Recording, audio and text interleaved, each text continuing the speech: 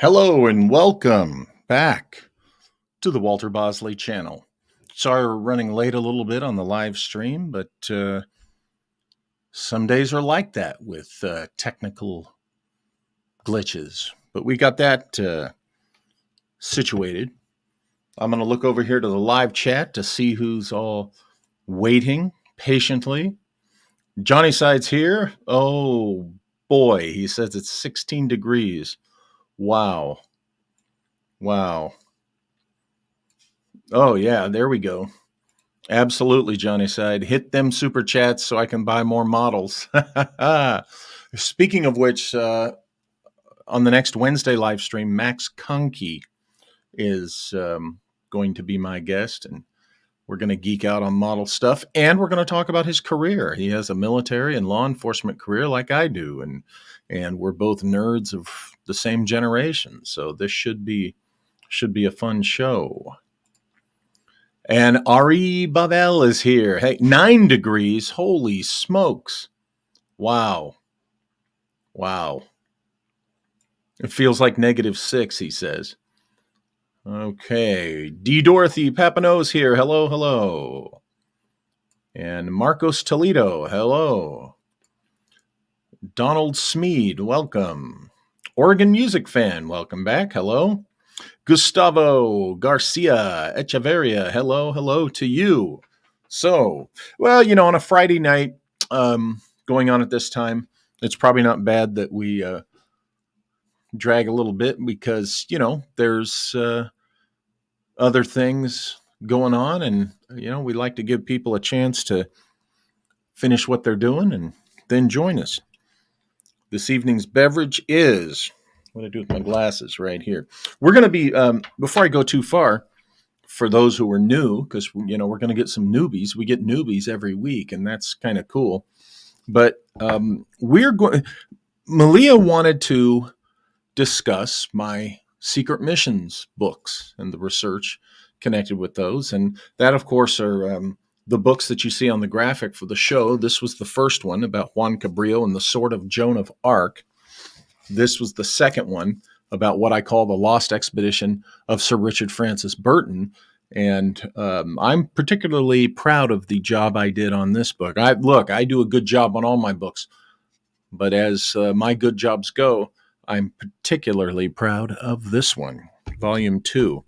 Then, of course, there's every author has books he feels are more neglected than others, and this is one of mine.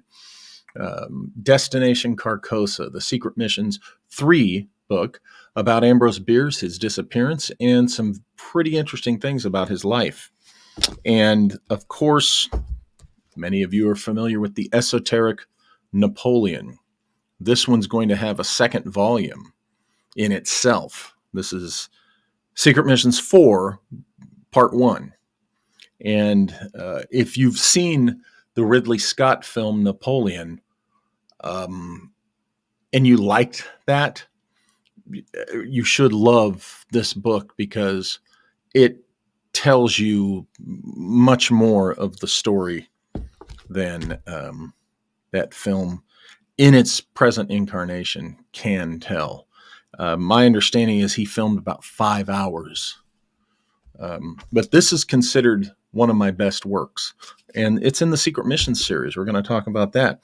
And then, of course, another one is Secret Missions 5, Veiled Destinies. And, I'll tell you what this one's all about.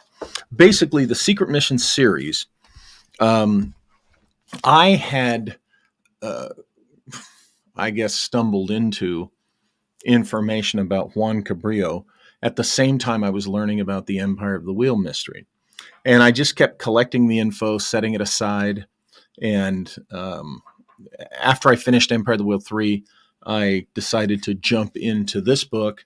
At the time, I had no idea that I was going to do a series. And, as I pulled threads on this book, data on Burton appeared. So, the Cabrillo book led to Burton, and literally threads I pulled while researching Burton led to Ambrose Bierce, and that the logical next book, was Destination Carcosa. Napoleon was a little bit of a different animal. There were some things I had been intrigued about Napoleon for years, and I happened to stumble upon, and I guess I kind of hard to find volume. When I was in Joseph Farrell's favorite bookstore where he lives, I was visiting our friend Dr. Farrell, and I found the book Bonaparte in Egypt. And I scooped that right up. And reading that confirmed to me that I really needed to dive into some Napoleon research. And as I did, I realized, okay, yeah, he's got to be the next subject in the Secret Missions series. So Secret Missions 4. But number 5 isn't about any one particular historical figure. It goes back and kind of puts these in their chronological context in history. Okay. Really chronologically in history, you got Cabrillo, then Napoleon, then Burton, then Bierce. Okay. That's the order they are chronologically. And this book, I think provides that for the readers of the series while going farther with new data and new discoveries. And these are the books we're going to talk about. This is the line of research we're going to talk about tonight. I mean, think about that, folks. That's 5 books. That's already 2 books longer than my Empire of the Wheel work. And so it's a substantial part of my research. And when Maliah joins us, she'll be joining us shortly. We'll be getting into that. But for right now, I've got my tiki tumbler that our friend Flying Brian gifted me many years ago. And I have, as I was going to show you earlier, this evening's beverage is a poppy ginger lime. So let's crack it open. It's a soft drink. I've already had one of these and I like the flavor.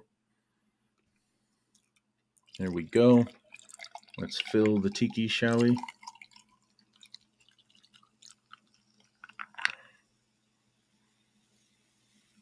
Ah, yes. There we are. So,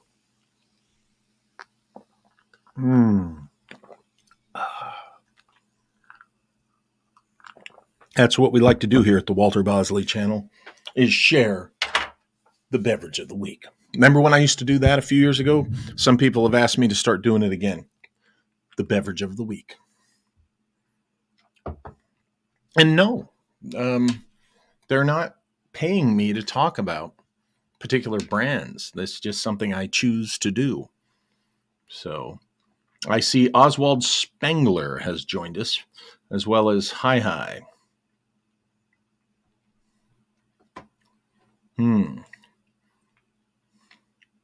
Looks like Hi wants to talk recent politics, but probably won't have anyone biting on that because we generally, don't get into the politics here at the Walter Bosley channel. But that's okay. That's the live chat. Do what thou wilt in the live chat. Oh no, he quoted, kind of paraphrased, paraquoted that evil guy, Crowley. So the as I said, the Secret Missions books, all my books have been a case of one leading to the other, the Secret Missions books in particular. Now, I already have identified who is going to be the subject of Secret Missions 6, but I'm not going to share that with you yet because that's how I do things. I don't, transmit or proclaim what my books are, the whatever one I'm working on, until I'm ready to. And that means the draft usually has to be done, the first draft. And that's when I do a cover art. So you guys will find out who the subject of Secret Mission 6 is down the road. when I'm ready to reveal that. But I will tell you that it's going to require a pretty good amount of research and maybe some travel if I can make that happen.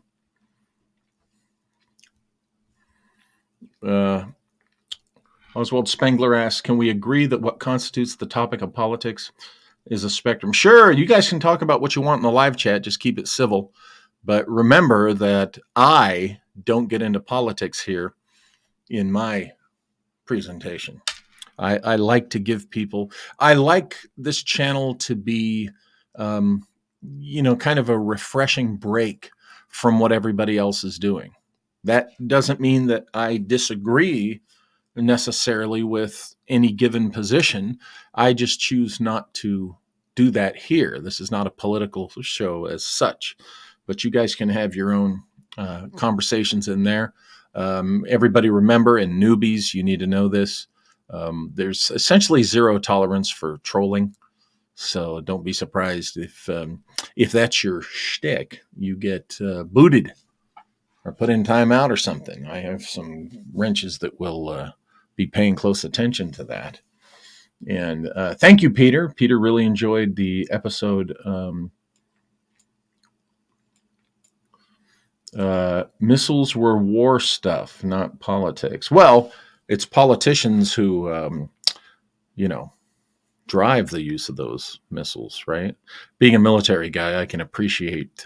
Now, if you're talking about the capabilities of missiles and aircraft and such, well, that's mil tech, and that's cool. I might talk about that occasionally, but I want to say that we've been having more and more new folks subscribe to the channel, and I think more and more new folks show up in the live chat, and I welcome all the newbies and all the oldies into the live chat. And feel free to have your conversations on whatever topic you want amongst yourselves in the live chat. Just remember to keep it civil. I see Luna's here. Hello, Luna. And Mod Wiz is here. So I don't want to step on any questions because Maliah and I are going to do this kind of like an interview. And a lot of this she's heard, as you could imagine, because we do spend a lot of time together. Probably shouldn't have done that right next to the microphone. But let me, again, tell a little bit more about the theme of these books. What I do with the Secret Missions books is I look at not just any historical figure, but an historical figure that either was a bona fide explorer, okay, or was someone who was very interested in such things and was instrumental in what explorers do, specifically in the pursuit of, how do I put it, the lost technology of forgotten civilizations. Okay, that's what, in my opinion, each one of the figures that I feature in these books, that's what the record of their lives reveals about them.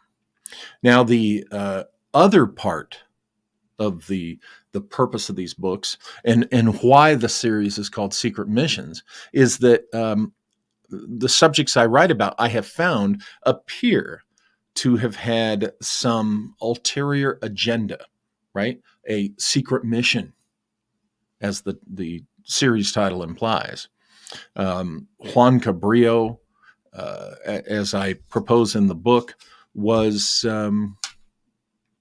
secretly involved with looking for the lost and still missing, after all these centuries, sword of Joan of Arc, her special sword. Okay. And that there was Templar association there. Okay. And in this book, I also believe I reveal the answer to the mystery of whether Cabrillo was Spanish or Portuguese. And that answer has to do with where I propose he was born.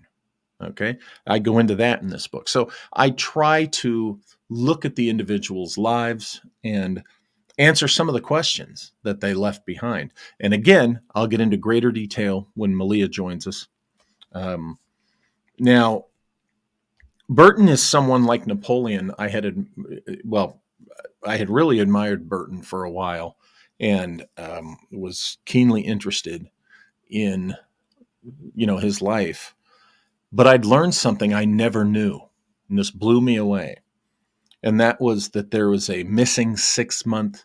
It's identified as a missing 6-month period. I've really kind of narrowed that to about a 4.5-month period, 4-month period, where literally no one knows where he was. He only vaguely referred to where he was and what he was doing, and that only covered maybe a week of that time, a couple weeks of that time, and it's not believable. It's like something he just told at a party to have a party story, but I'm not buying it. Most people don't. But why is that important? Well, or significant? Well, because Sir Richard Francis Burton is a man who wrote profusely about everything he did. He was an archaeologist, an anthropologist, linguist, a spy, and he wrote about everything he did. That's why a missing 4-month period, this big, huge gap, okay, in his writings, in his journals and such, is conspicuous, particularly because during that 4-month period, his whereabouts were unknown in South America. Well, think about South America and its connection to ancient mysteries and such like that. That was just rich with possibilities. So I dove into this, and wow, I'll be talking more about this, but this has to do with the lost city of Z of Colonel Percy Fawcett. So we'll be talking more about this one. Well, as I was researching this, I stumbled onto a story about Ambrose Bierce.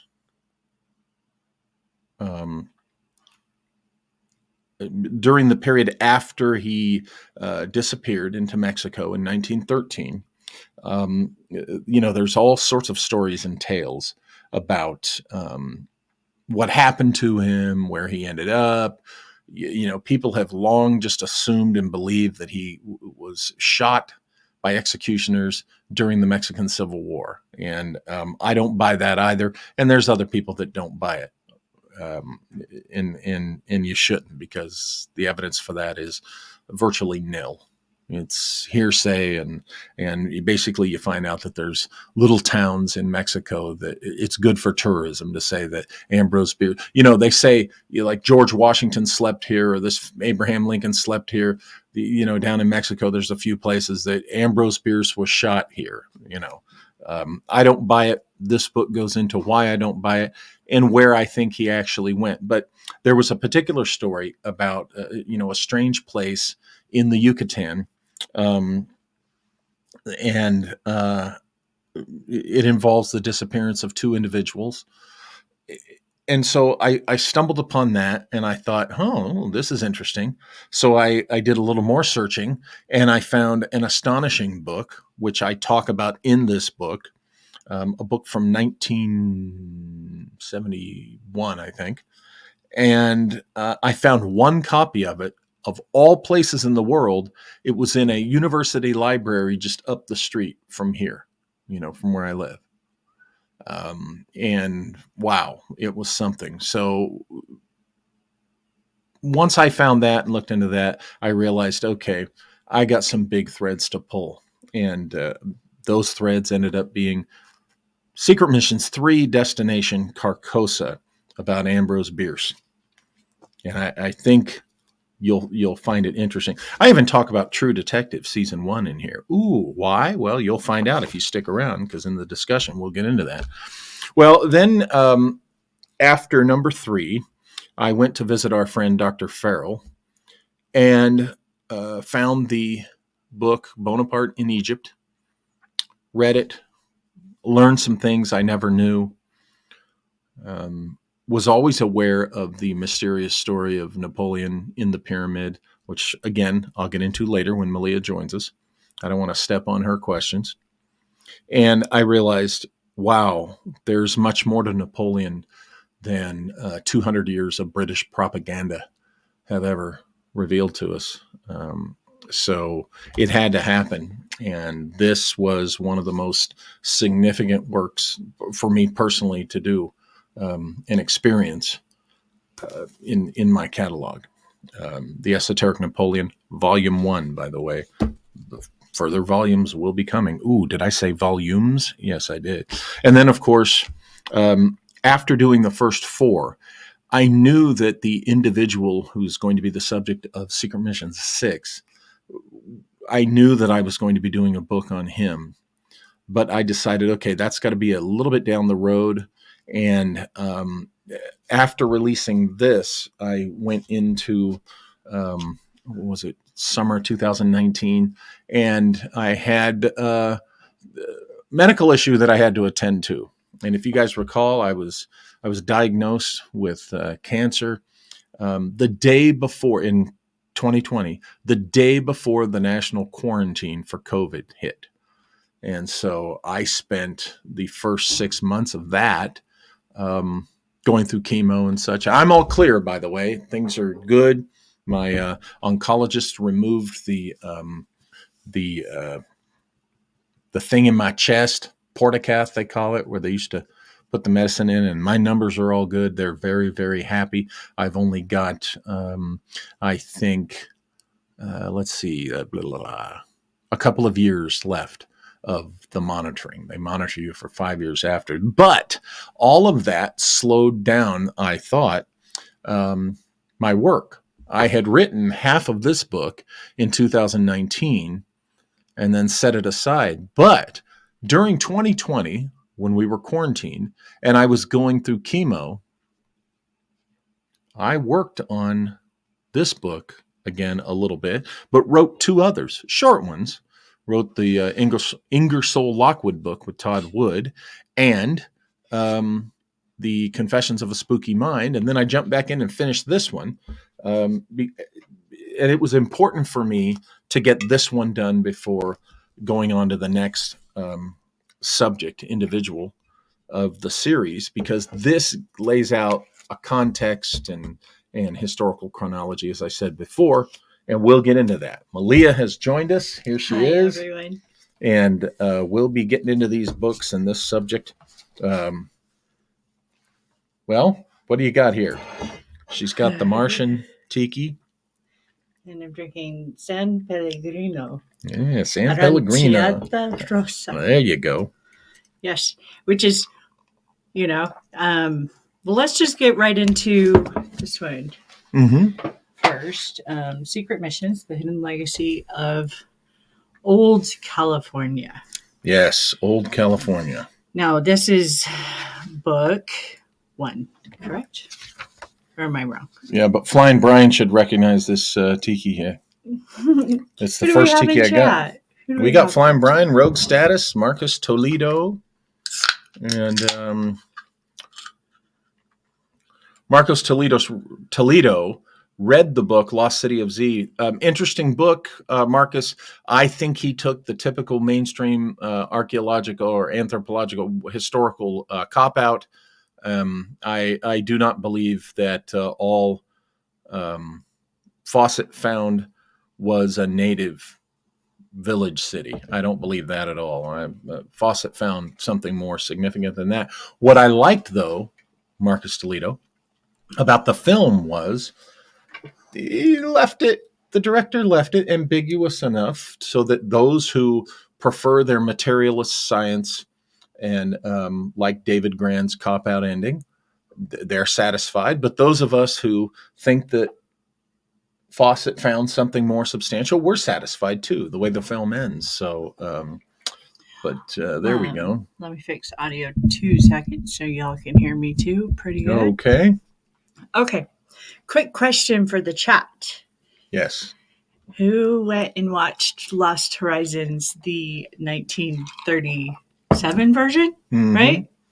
Who's the director? I want to know who was able to go and watch that old movie. It's streaming free on Freevee if you haven't seen it. Just curious. That was here last time from Wednesday. Yeah. Lost Horizon, one of our favorite discussions and series of course, episodes. If you watched it, what comments do you have? Did any of you notice something that you might like to let Walter and I know about? Because I have a theory that movie was lost for a reason for some time, and there may be very slight nuances, if not the whole story itself, as to the reason why that specific filming was lost for so long. So you watch the chat because I can't see them. Okay. Let me know if someone says something. Johnny Side said he watched it. Wait a minute. Maybe he's talking about something else there. I think they're having a conversation, so they'll get to it.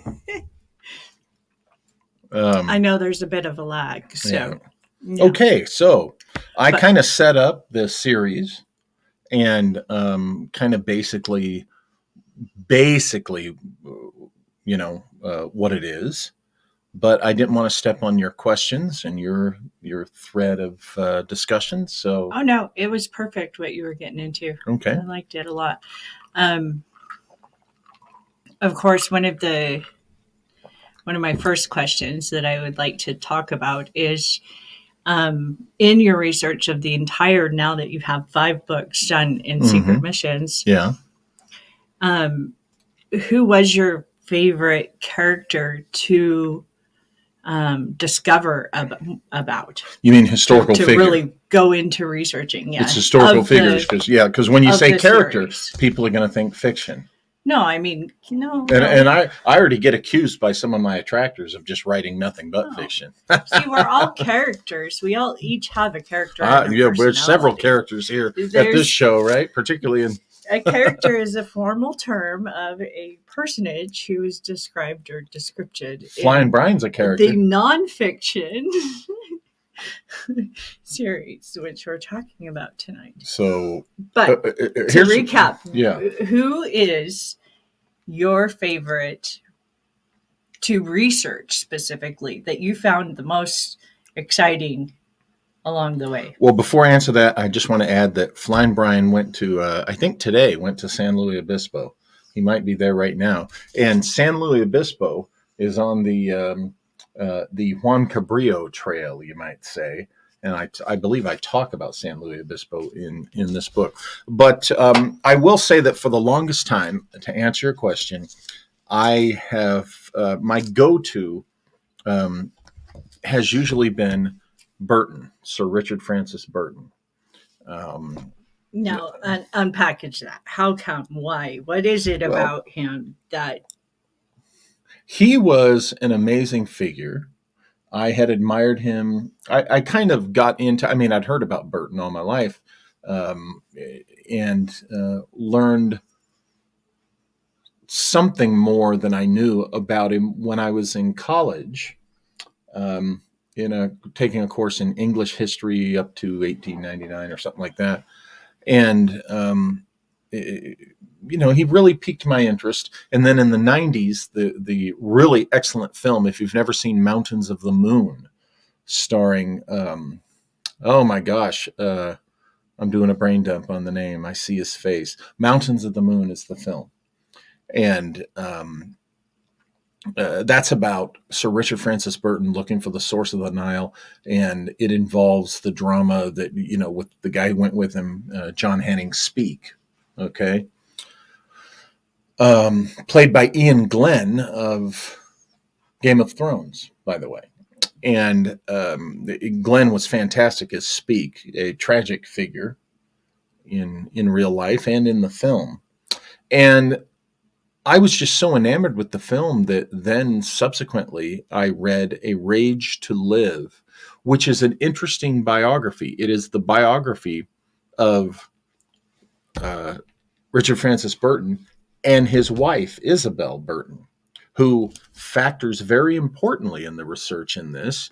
They were well suited. She had, from the time she was a young girl, read his books, been really into, his work. And when she met him, she fell head over heels for him and he for her. And this was a worldly guy. Now there's a movie. Let me interrupt you. There's a movie that goes into this. Mountains of the Moon. Mountains of the the one Moon. I was just mentioning. Yeah. And Just making sure. my gosh, the why am I see his face, but I can't think of the actor's name. Maybe they've got it in the live chat. I'm saying in my mind, I'm thinking Gabriel Byrne, and that's not it. It's good gosh. Anybody in the live chat can remind me? He was in the Julia Roberts movie Sleeping with the Enemy. Anyway, he played Burton, the actor whose name I can't think of. And that led to reading Rage to Live, which was one of the best biographies I'd ever read in my life. And you really learn about Burton, and I certainly did. And so I had been an admirer of his for years. So when I learned about this missing 6 months in his life, specifically pinpointing it to a 4-month period in the South American wilderness, it amazed me. I realized, whoa, there's something here. So on this book here, I did 6 months of just solid academic research. And what do I mean by that? Literally 7 days a week, 6 to 8 hours a day. I read, made notes, did research on Sir Richard Francis Burton. Okay. Thousands of pages. I read, let's see, I consulted over 90 books between what I already owned in my library and new books I had to acquire. 70 some of those books went into, I think there's 70 some in the bibliography, and 50 of them or so, one way or another, get footnoted, get sourced in the book. I mean, I did a pretty darn good job of, purely academic research. I had been down to South America. I had been, of course, down to some of the sites I talk about in this book. But after that, I felt like, okay, I can really now present, some good research and what I think he was doing. And I think he was looking for the lost cities of what's called Manuscript 512, which connects to Fawcett and all that. That connects into the next research, especially looking at, we're talking about Juan Petoshki, correct? Of Yep. Manuscript 512. Or people know that. I'm not talking about Jan Petoshki yet. Oh, well, no, I wasn't going into that. I was leading more into No. Jan Petoshki, not so much a connection to Manuscript 512. Jan Petoshki definitely has Napoleonic connection. That's what I wanted to go into. Yeah, the Napoleonic, and because you did mention you're going into your research for the second book of Napoleon, right? Yes. Yeah. And I didn't mean to shush you, but I'm very protective. I know you are. Lines of research that I'm doing at a given time. I've heard you before talk about this. Yeah.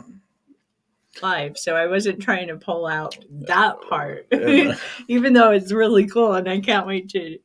Yeah. When we get to the point, but that is the thing that qualifies you as a true researcher, is as a valid researcher, even. Is that you like to pull the threads to a point where it's a very clear picture. Yeah. Before you put that work down onto paper, which is what's happened in these 5 books already, right? Is what we're getting into. Yeah. And on that, when Rick Spence and I wrote Empire of the Wheel, my company published that, and I was the editor and stuff. And we didn't do Rick Spence would probably like to smack me on the back of the head for this because he's a professional, academician. There are no footnotes in that book, and there weren't originally footnotes in Empire of the Wheel 2.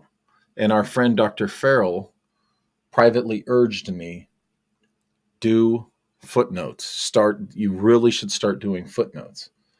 So I went back, I put footnotes in Empire of the Wheel 2, Friends from Sonora. And I've done footnotes in my nonfiction books ever since. And I realized, yes, that's something that should be done. And this is why when people, there's people that I think they don't think I do actual research on these things, that it's all speculation, but I footnote my sources in this. Mm-hmm. And what you were getting at, what Maliah was getting at, is that I might have a speculation, but if I can't find any shred of any kind of documented or historical evidence, I tend not to put it in my books unless I heavily, clearly identify it as speculation. Correct. And that's why, I'm proud of my nonfiction work, because, I do provide my sources for even my speculations. I provide some type of what I think is substantiation for why I'm presenting this possibility. Particularly, I propose the idea that Pumupunku in South America was a gold manufacturing site, not a gold processing site, literally a gold manufacturing site. And I go into that in here and how I think it worked and why I think that's possible. Very similar to when I have any kind of weird esoteric leads to my nonfiction. Now let's qualify weird esoteric, because that's a broad spectrum right there. But in that, you've told me before where you've remote viewed something, correct? And in that remote view, you might have garnered some steps in the right direction. Oh yeah, leads. But you never take it on simply the remote view. I never put into the book something. I never proposed something or claimed something that I merely, that merely came to me through remote viewing. It does not reach the book just based on that. I make myself follow up that lead with historical, documented academic research to see if I can find anything to substantiate what I RV'd. And this book here was, it started, Juan Cabrillo came to me, Juan Cabrillo related data came to me during my earliest days of dabbling with remote viewing. Can you tell us about that first encounter with remote viewing having to do with Juan Cabrillo? I was getting things to do with, it starts out kind of vaguely. I apologize. I would have to have the remote viewings here in front of me. I've saved them all. I've got them in a box, and I think you've seen some of them. But certain things came up about Catalina Island. It started emerging, the Cabrillo stuff, at the same time that Hecate was emerging in my remote viewings. And I came to Hecate through remote viewed data leading to St. Catherine of Alexandria, who Rick Spence and I... Catherine of the Wheel, who Rick Spence and I present the documented facts that St. Catherine of Alexandria never existed, and that she was actually a syncretic cover for the goddess Hecate. And that led to Catalina Island, and looking closer at Catalina Island led to Juan Cabrillo, and And of course, St. Catherine of the Wheel, St. Catherine of Alexandria, or Hecate, had led to Joan of Arc. And the more I looked at it, the more the threads emerged that tied Juan Cabrillo, Hecate, and Joan of Arc together.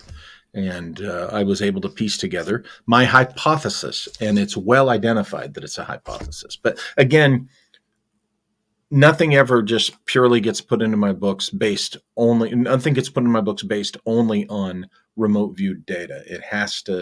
There's got to be something more to substantiate it.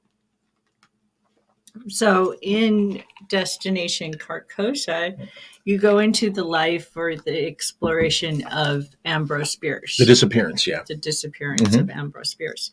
Now, can you tell us maybe what you hypothesize actually did happen to Bierce? Or do you even make that hypothesis? Oh, yeah, big time.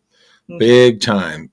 When you look at the works of Ambrose Bierce, when you look at interviews of him in newspapers and by other people during the years, like that decade leading up to his disappearance, I believe it's 6 times between newspaper articles and private letters that he said his intention was to go into Mexico and continue on south into South America. Okay. And he said that to 6 different people. Okay. And this is documented. And yet scholars still insist, he died. He just went down there to fight in the Mexican War, knowing that he'd probably die. And it was, just a heroic old soldier. Well, nonsense. When you really look at what the man was interested in, when you see that he told people what his intentions were, it's more. And when you look at the fact that there is 0 evidence for him being killed in Mexico, 0 evidence, it's all hearsay. And there's not that much really to go on. It's hard to believe that was his fate. I present in the book that he likely went into the Yucatan. He might have been on an intelligence mission with the U.S. government because he was a career intelligence officer.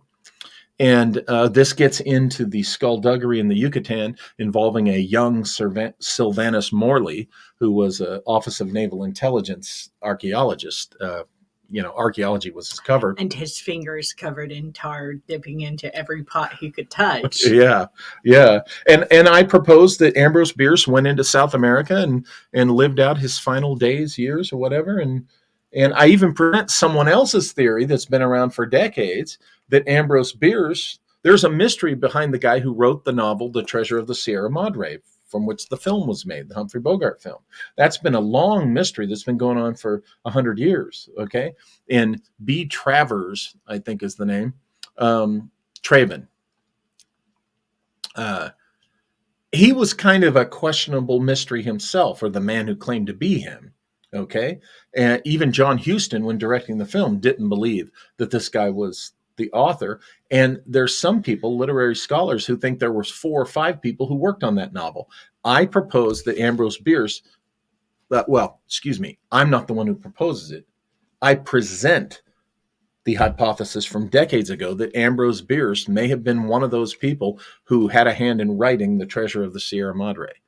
Now, that brings up another question. Can we talk about who and what did Juan Cabrillo do? Going back to Cabrillo? Yeah, let's jump back into Cabrillo. Okay. Because it's really the base. Okay. And how we get from book 1 to book 5, because I really think it's fascinating how book 1 starts digging into Cabrillo. And by the time we get into book 5, we've come to some massive, really strong understandings about Cabrillo, and really makes it, the outside borderlines of this jigsaw puzzle of how these characters, and why. What could be the reason why? Is it just because they all knew H.P. Lovecraft? Did they all know H.P. Lovecraft? Let's see. No. None of them. That's an Empire of the Whale. They certainly knew them, again, but there were threads connecting. Bears possibly. Here's the thing. Let's go back to overview. Juan Cabrillo, as I present in this book, with, I think, the evidence to back it up, Juan Cabrillo was on a secret mission for the Templars. Okay. Sir Richard Francis Burton was on a secret mission, in my opinion, for both British intelligence and an unidentified group. Okay. Ambrose Bierce, he, in my opinion, was, ever since his Civil War service, military service began during the Civil War, was a lifelong intelligence officer for the U.S. government. And I go into, in the book, Destination Carcosa, how that happened, and what bearing that had on his journey into Mexico, from which he never returned. Now, those three represent figures who had the ulterior agenda, who were on a secret mission. Where it differs from Napoleon, okay, we all know who Napoleon Bonaparte was, or do we? You know, people are taught through movies and TV and through British propaganda, which school, is public school. school. British historical propaganda, in which it's just a character assassination of the guy because they were scared to death of him. The British oligarchy, not the people. What scared them about their people was the people. A lot of them loved Napoleon even.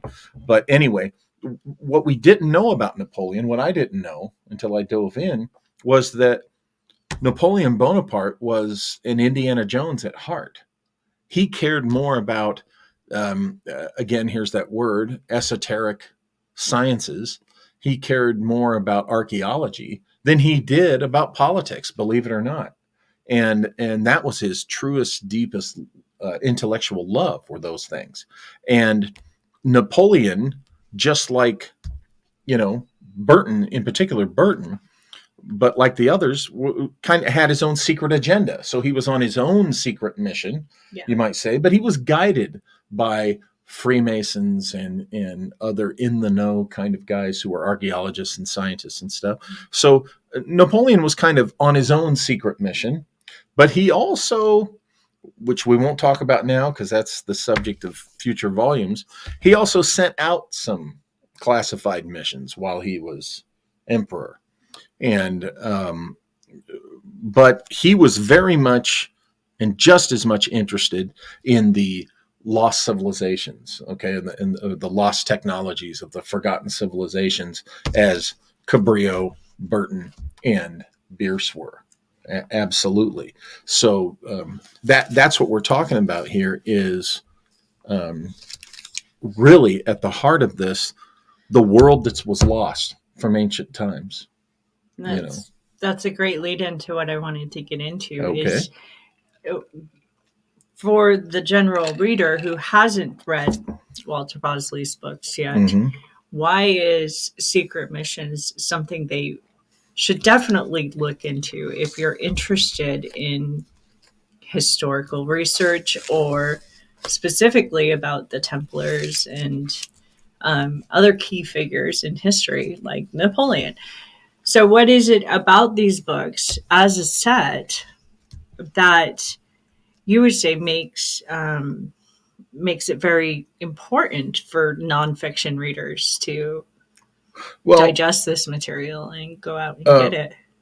Primarily because I present things in these books about historical figures that you're not going to learn in school. The things that they're not going to teach you in school, the things that you're not really going to find in traditional biographies or movies and television. I was disappointed with the Napoleon film because it really should just have been entitled Napoleon and Josephine. Because and remember, as we were watching it, I told you how accurate it was. Even the funny parts, folks, where the sex life between them, when you see the movie, that's accurate. He wrote dirty letters to her, when he was out in the field. And some of them did get intercepted and published in the papers. And yeah, Napoleon, indeed, Yeah. he and Josephine were horn dogs for each other, and that part is accurate. And if the film had just been said, "Hey, we're presenting, a movie that Napoleon and Josephine," it tells the story between them. It's an excellent film. But just like what you learn in school and other movies and TV shows, it really, really does a disservice to what the man was really about, and the things I present in this book, just like the things I present, through the whole series about these, Burton, Bierce, Cabrillo, and, those I talk about in Secret Missions 5. These are the things you're not going to learn in school. Like I said, in Secret Missions 5, I go into Fletcher Christian, Jan Patoshki, as you mentioned. Fletcher Christian was, the lead mutineer in the Bounty episode of history. And there's reason to suspect that he might have been an intelligence officer on a mission. Yep, folks. You're going to say, oh my gosh, Bosley sees spies and secret missions everywhere. Well, yeah, I've written 5 books in this series. And in this one here, I point out, what the reasons why you might want to consider this, because, I mean, you don't willy-nilly just say, oh, so-and-so is a secret agent. Like, I've seen your research in determining this. There's got to be criteria. Yeah. There's some pretty, not just criteria. Anybody can make up criteria, but your criteria comes from a background of your work and your career. Yes. Right? And your ability to write reports that are concise and comprehensive of the material that you're wanting to present. I think that speaks a lot. Well, and then there's also, you spend 20... It definitely impacted me. Yeah, you spend 20 years in that world. And, I feel confident that I know an agent, a spy, so to speak, a secret mission. I know it when I see it. At least I recognize the signs of it. And that went into who I selected. Another thing about my books, and I've said this before, I always say it, it's a fact. There has to be, I might pull a thread and think, okay, there's something here, but I do a fair amount of research before I decide that it's going to be a book. I don't say I'm going to write this book and then go out and do the research and then crank out the book. No. I do research, and there's got to be a certain threshold for me to then commit and say, okay, this is worthy of a book. Okay. Right. And that's, I'm kind of proud of that, because none of these were just something that, now let's see, this is a pretty good hefty volume set, you guys, because that's not just a little bit. I mean, and it looks nice on the bookshelf. It does. It looks great on the bookshelf. It's so much fun to display. It's a good commercial for the book. It's true. I love your book covers. They're unique. They're kind of Pulp Fiction-y. And it's definitely in your style. I'm not just saying that. It's one of the things that attracted me to Lost Continent Library to begin with, was the very unique covers of the books. I'm proud of that too. We do judge books by their covers. The second part of the answer to your question also is, why should people read the Secret Missions books? Because I have written 5 of these. This is my biggest series. Empire of the Wheel is 3 books. It's a trilogy. And, the other ones are so far single volumes. I've written 5 books in this series, folks. This is really deeply intriguing me. I do believe I've found, some secret mission going on across centuries that connects a lot of these figures. I mean, these particular 4 individuals, they learned something. They knew that there was technology, relics, remnants of a lost technology and a forgotten civilization out there. Okay. I mean, I know this is an old story. This is fun to talk about Atlantis and Lemuria and all that kind of stuff, but there's something to it. And you guys know I believe in the nugget of truth. But the fact that I've spent so much energy and research time and work And I've got, another volume on Napoleon coming out, Yes. and volume 6 of the series. I keep pulling the threads and trying to put together, the big picture that this is pointing to. So I don't particularly see an end to this, as long as I pull threads, there's a there with particular individuals. Yeah, I think it's possible we could get into a 10-book kind of series with this. It's Maybe there's I more. should stop at 10 so There's people more. won't think that, I'm just going willy-nilly. And 10's a good number. yeah. Yeah. So maybe I should do, 4 more figures, and then number 10 should be like Veiled Destinies, kind of a recap, Right. that sews it all Yes. together. But this is one of my favorite subjects, the idea of the forgotten civilization.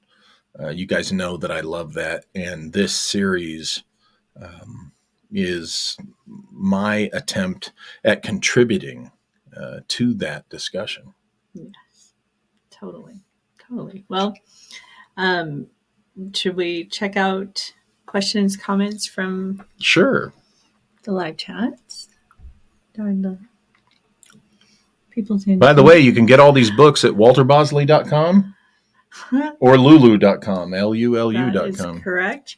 And I was going to say, Walter, this is one of the major reasons. It's not the only, but it is what we're currently experiencing right now, or everybody else is experiencing except us. What's the temperature out right now? Let me see. Oh, some people have been talking about it being 16 below or it's 20 so below. sad. Oh, we're at 53. I hope you guys are all staying warm. 53 plus, not minus 53, which we've heard some parts of the country are even getting down that low. And not to, cause misery where it's worse right now. Gustavo Garcia But Chavarria says, so Patrick, many of you are freezing. We feel for you. Come to California. It's not freezing, but you can't do it right now. Sorry, what did Gustavo I'm sorry. say? Patrick Bergen was the actor who plays Burton in Mountains of the Moon. No, I can't see these, so you're going to have to read them out loud, dear. Okay, so let's go to. Wait a minute. We do have super chats, don't we? If you click here, give me the thing. Someone asked. Will you give me the? Yeah. There we go. Let me show you. Where's it at? Well, they're asking. Are they not able to find it?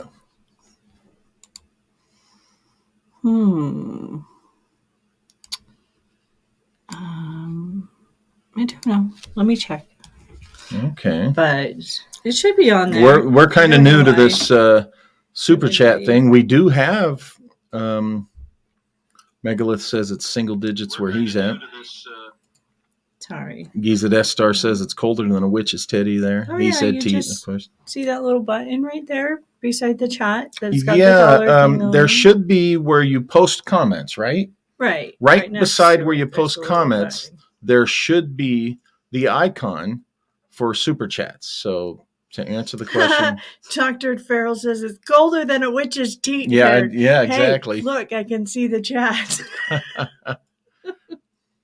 Single digits, megalithic yard. Yep. Oh, Oh, there my we go. goodness. Thank you, Johnny Hey, Side. Jonah Side. Thank you very much. That's very generous. Yes. Darcy Edmonds is here. Hello, Darcy. Now, Faction wants to know if he can ask a question off topic. Luna says it's very, very, very hot in Australia where she is. Gamma Luna. Post your question in the live chat, and it depends on how off topic it is. One reason why I have this rule of staying on topic is primarily out of respect to when I have guests on the regular show. I know how frustrating that is to have a guest and you've been spending an hour talking, and then you throw it to questions, and the people don't want to ask, they it's like kind of screw the guest. I want to ask this question or whatever, So I always told myself that when I had my own show that I would say, you know what, we're going to stick to the topic. And so that's generally my habit. But you and Dr. Farrell thank you, like Action things Faction. to stay on topic. We get it. Hey, DJ is in the mix too. He likes to stay on topic most of the time. So, do we have any questions about the Secret Missions book or research? Please put your questions in all caps.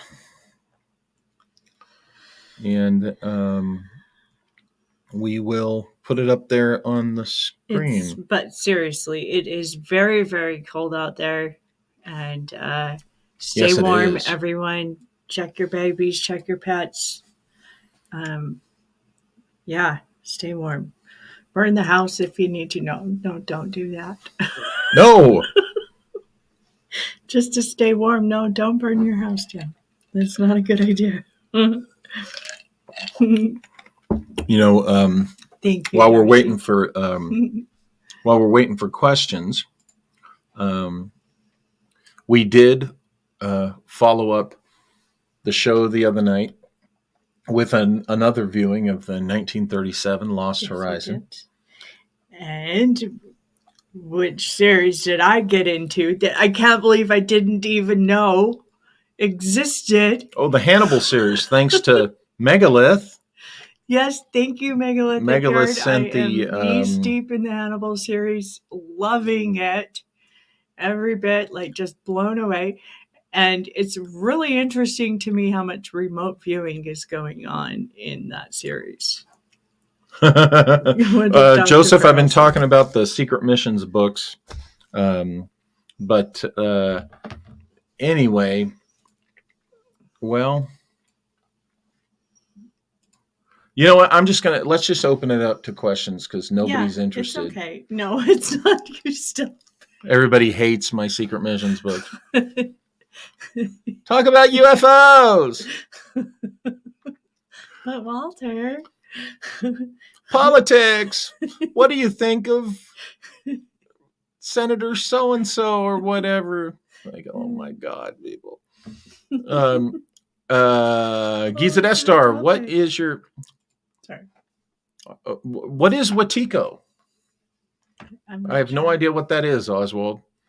You guys have to understand, I already went through my phase of, paying attention daily and hourly to politics of the day and the world and stuff. And I kind of already, crossed my Rubicon and realized it's the same shit year after year, decade after decade, era after era, just different names and faces. Okay. So I find it much more destructive to the soul to be constantly, keeping a scorecard of all the, the mundane politics and stuff and getting alarmed by it because they want us to be obsessed with what they do. Look, politicians are narcissists, okay? They want us to be worshipful of them and obsessed with what they do and constantly in a state of agitation. So nothing they do, surprises me, nor does it really interest me.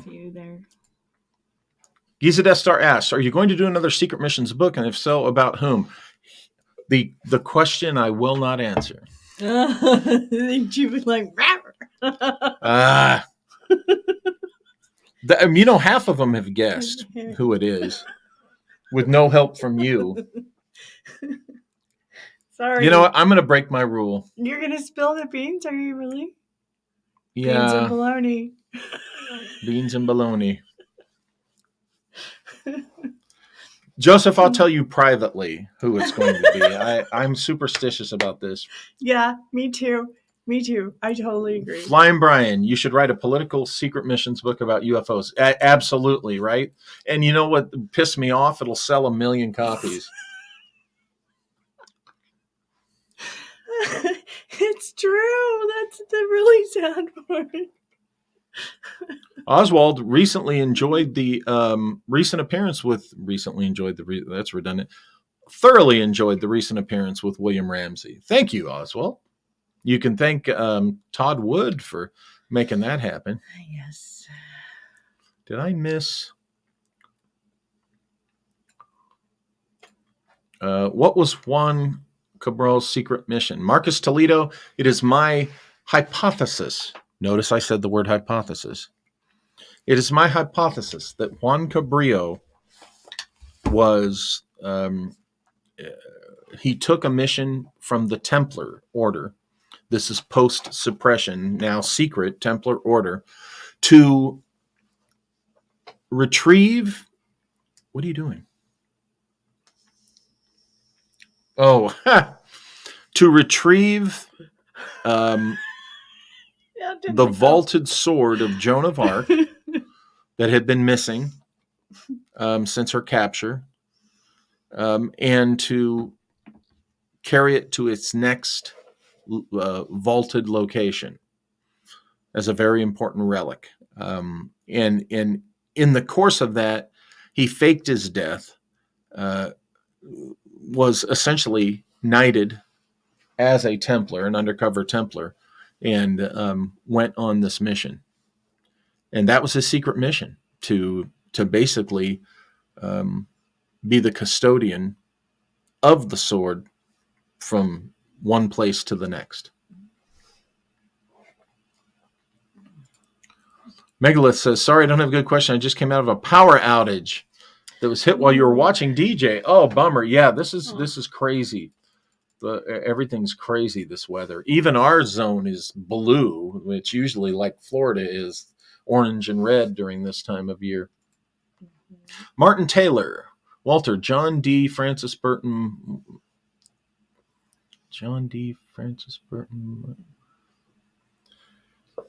That's a rephrase that question there, Martin, and I might be able to answer it better. Sorry.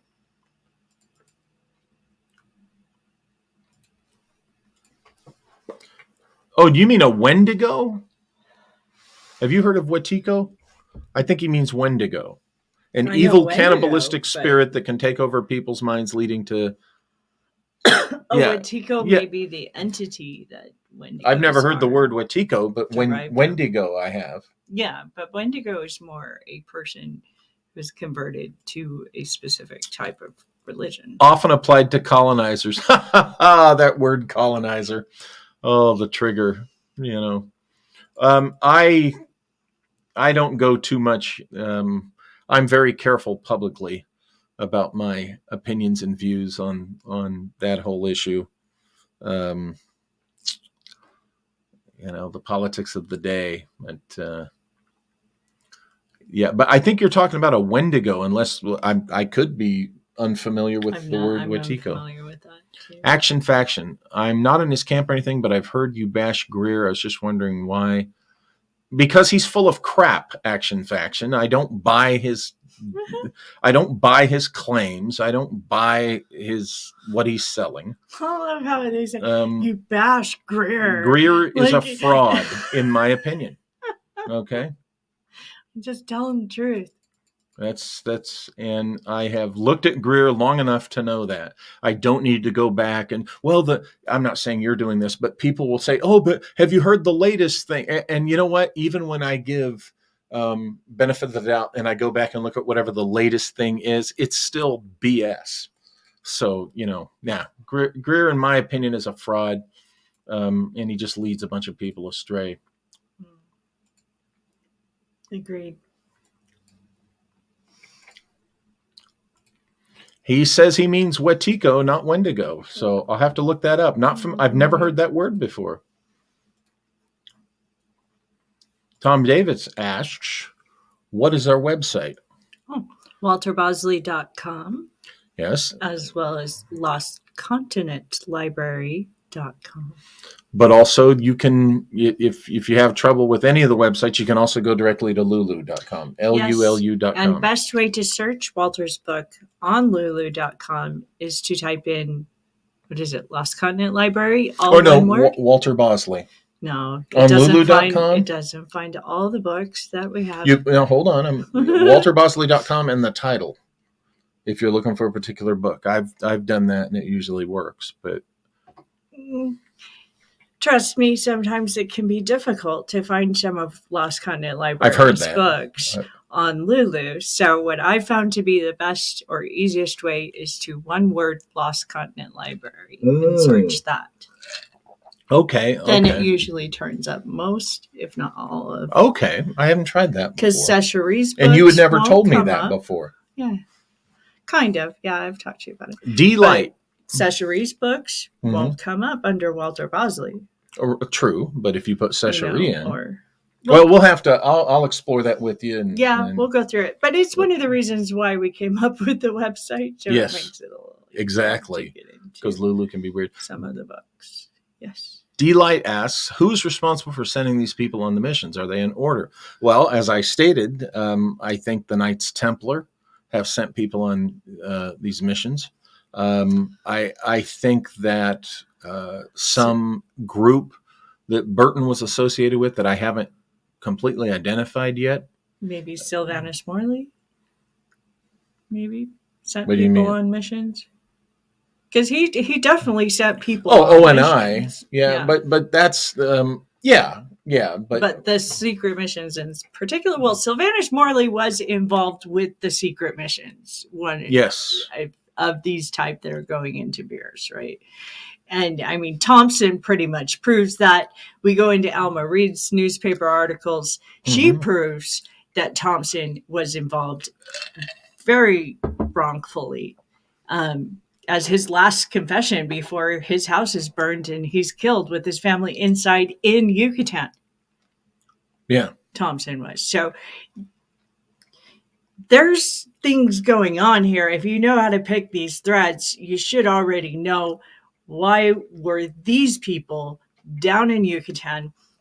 And here's the thing that most Americans don't know is that La Revolución de Mexico began right next to Chichen Itza in a place called Valladolid. It's called Las Chispas, or the Sparks, where the revolution began. Most people don't even know that it was the Maya defending their rights that started this. They started this huge war. But what rights were they defending? Well, that's what Alma Reed wrote about. Their artifacts were being stolen by the kinds and likes of Sylvanus Morley. Yeah, and the Office of Naval Intelligence, the United States Navy. So these things are a big deal because here's ancient Mayan artifacts of the first, explorers of the pyramids, or major, maybe not the first explorers, but because Catherwood and those kind of discovered them or have given credit to announcing them to the world. But by the time we do get to Alma Reed and Morley and all of this finagle going on, interestingly enough, it's the epicenter. Just as in 2012, again, 100 years later, exactly, Yucatan becomes the epicenter of the world. Everybody's eye was on Yucatan. Well, some people certainly believe that that the Americas, and specifically Mesoamerica, some people think this, was the cradle of civilization, not Sumeria, not Africa, that maybe even whatever Atlantis was originated based in, started in Mesoamerica. There is that hypothesis out there. So I think these people, the ONI being so keenly interested in the archaeology there, I think somebody in the U.S. government for a long time has suspected this or been aware of more than we're told. Martin Taylor says Walter Mortlake connection. Like, Martin, is that? I'm not familiar with Mortlake. I don't know everything, so send me a message and an email or something about this Mortlake connection. I'm not familiar with this at all, and I'm curious. Tell me about it. Oswald Spengler, post-colonialism makes me drink too much. I guess that makes me a post-liberalist. You're on a roll tonight. I'm going to put that one up there because I agree with it. You got to laugh when it gets Brian so says, cold. It's Greer, really important. what a charlatan. Yeah. Greer's a charlatan from the beginning. Joseph says the same thing. Sometimes his books don't show up on Lulu. Well, ever since they made their devil's deal with Amazon, it makes you wonder. The Caroline group, that there's another group that has connections to all of this. Mm-hmm. Absolutely. The Caroline group has its connections with, obviously, to this ONI stuff and the legacy of Sylvanus Morley and his agents. I think that Sylvanus Morley and his agents, young Sylvanus Morley in these early days as an ONI agent down there, that spy network assisted Ambrose Bierce in his movements around the Yucatan and his transit safely through Mexico and on into South America. And I go into that in Destination Carcosa. Could Bierce have found one of the 3 entrances into the Hollow Earth in Yucatan? Who knows? I mean, that's one of my speculations, definitely, because there is plenty of written evidence by the Maya themselves talking about in their codexes having entrance to an underworld cavern city where other peoples lived who never came to the surface. So he could it's have. It's in the Dresden. It's in the Chibalba. It's definitely among the kinds of things that I argue Bierce was interested in and was looking for. So if it's possible, I think it should be considered.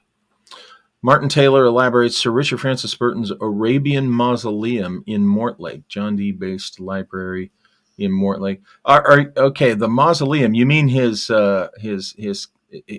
tomb that's shaped like a camp tent? Is that what you're referring to? I'm familiar with that. It's really cool. It's shaped like a camp tent, like in the field. But it is. I want one of those one day. I'm going to have to look into this more, Martin. My book on Burton really focused on his South American adventure and the basic pertinent things in his life that pointed to his esoteric and alchemical. Do you see Juju's there? Is the Yucatan trip still a possibility? Something mentioned? Yeah, absolutely. Yeah. We're not dropping that one. we're not going to go into it too much because we really don't have much to report right now. But we are actively moving towards, making the tour happen. Yeah. Of course, yeah. Yeah, that one's D-Light says, I like that Bierce thread. Good find. Yes, thank you. I do too. And I'll be honest with you, I wish more people, when I'm asked to go on shows and talk about my books, I don't get asked as much about this one. And this one has some really cool stuff about Ambrose Bierce. This was the first of the secret missions that I got into. Yeah, and started reading with the third one. Carcosa. Remember, he's where they get the place named Carcosa from. He wrote the original Carcosa story, An Inhabitant in Carcosa, and then Robert W. Chambers in the 1890s was so influenced by that story that he wrote The King in Yellow. Okay. And then that became, oh my gosh, The King in Yellow was so influential on weird fiction and horror writers for the next 100 years. Okay. Mm-hmm. And as you know, if you're a True Detective season 1 fan, it even influenced Nick Pizzolatto in that first great best season of the show, which, by the way, remember, as of this broadcast, season 4 premieres on Sunday. But if you're interested in the King in Yellow stuff, you should read this book, Secret Missions 3, Destination Carcosa. So, what did Max say? Sorry, didn't see. late arrival, great topic, triple Hey, header Max. night. Look forward to Glad replay. you're here. Yeah, thanks for Thank you, coming on Juju. over. So, any questions at all about anything? We've opened it up to ask whatever you want. Jonathan. Johnny Side says regarding True Detective, yeah, season 4. So looking forward to it. You know what? I am too, but reviewers have let it out of the bag allegedly that Rust does not make an appearance, and there's nothing in there other than the spiral, related to season 1. And I got to tell you, I'm going to be really disappointed if we get yet another season of this series that just seems to be oddly, blatantly ignoring its greatest season and what clearly draws people to the series. Oh, it's so out there. Commentary about the first season is well documented. That's for sure. The fan club lets themselves be heard when it comes to True Detective season 1. Okay, let me share with you. This is what this show's about. In general, here, Friday nights with Maliah and Walter. Here's my hypothesis on True Detective season 1, and I'm not the only one who has suggested things like this. If you look into you research into the creation of the show, it was inspired by a real case, a very creepy real case involving a church and abuse of children, and it's just awful situation. And it's my opinion that Pizzolatto was told not to go there again. That he was told, you will not go there. Now, I do think when you go back and watch episode 1 of season 2, and you will see some interesting, strange, esoteric weirdness in that first episode that ties directly to Hecate. Okay, I mean, I got goosebumps watching it when it premiered. And then from there, after the first episode, it becomes what season 2, unfortunately was. I personally think and suspect, this is my hypothesis, folks, that he slipped season 1 out there and it got the attention of people who would need to be concerned about what's revealed in it. And he started season 2 in a similar direction, but someone in the know caught wind of or saw the first episode, and he was told, no. You will not go into these strange, secretive cabal connections. No, you're not going to reveal any more of this. And that's why we ended up with the season 2 that we got. That's why we ended up with season 3 being kind of a milquetoast tease of season 1's greatness. And then, the Pizzolatto himself saying, well, I never said it was about the case. Season 3 is about a relationship between a man and his wife. I've said it before on this channel. I don't watch True Detective to see a goddamn soap opera story about a man and his relationship with his wife. That's not why I watch True Detective. So I'm sorry. They wasted, like season 2 did, they wasted great actors and performances. And so season 4, we'll just have to see what does happen. It might end up being a really good story in itself. We might be surprised, in spite of what the reviewers say. There might be some cool Easter eggs. There might be some really cool stuff in there. I'm hoping. We can always hope, but we'll all be sitting in front of the giant screen TV on Sunday night. And, let me go back to Megalith asks, any update on the second Napoleon book? No, not at this time. Joseph Farrell asks, season 4 of what? True Detective. Joseph. If you have not watched only watch season 1. Trust me, please. Like you told me about the book years ago, don't walk, run to get your hands on season one of True Detective. You will greatly appreciate it, I think. Samurai and UFOs. Well, the Shinto religion, they believe that they came from the stars.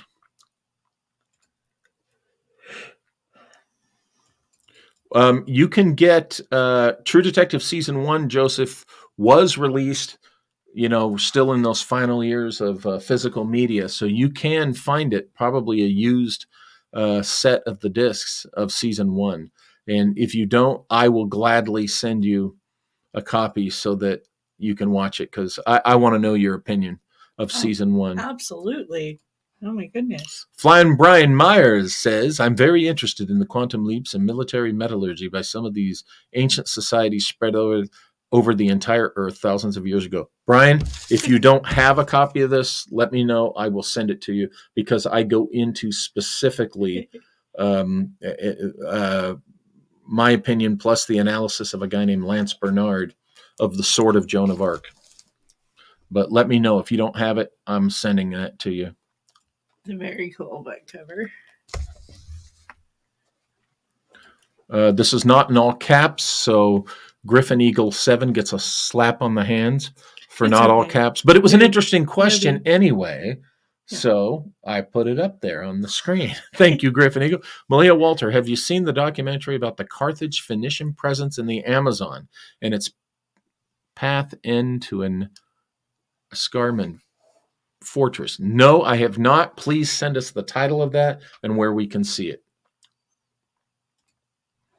The adversary asks if I'm watching the new season of Fargo. I haven't watched any seasons of Fargo. It was recommended to us. I think we need to maybe check out that. I'm good. Yeah, I'm good. I don't need to see it. Just like I didn't need to see Yellowstone. I'm good.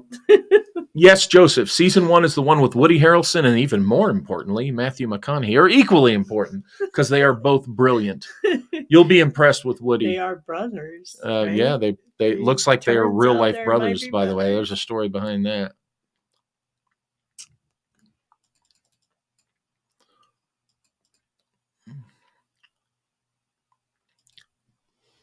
Madonna. Okay. Oh yes, he did see it. Okay. Oh, Joseph says about Fargo, heck no, it takes place in that wasteland of North Dakota. Thank you. Maliah feels the same way. That's what I said.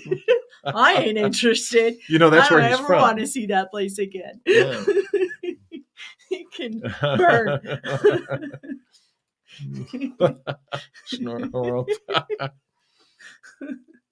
Oh, that's funny. The TV show. Well, I'll be watching that.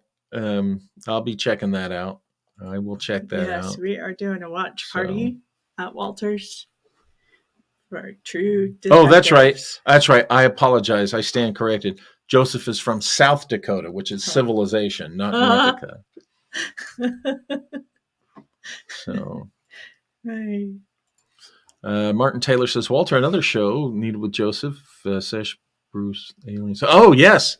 We're gonna. I need to make that happen soon. Hey, by the way, folks, Dr. Farrell will be on the show on the 24th. We're scheduled, should weather permit.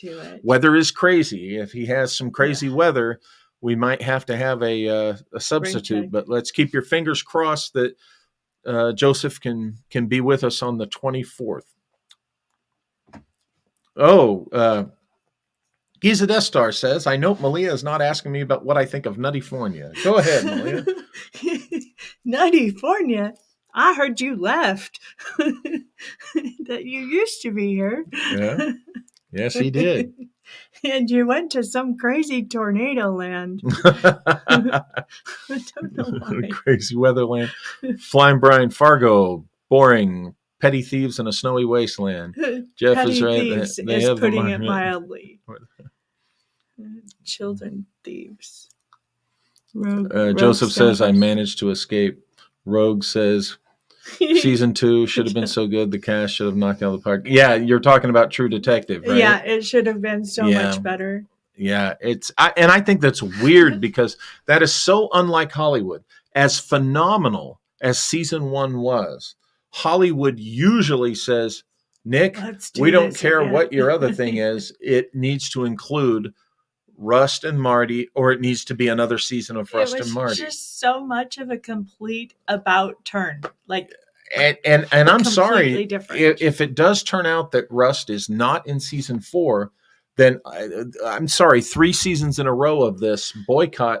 This is intentional. It's on purpose. There's more to it than just, well, I'm just not creatively feeling Rust and Marty. Baloney. Yeah. No. Baloney. You know, hey, look, I've got an example for you. Sorry.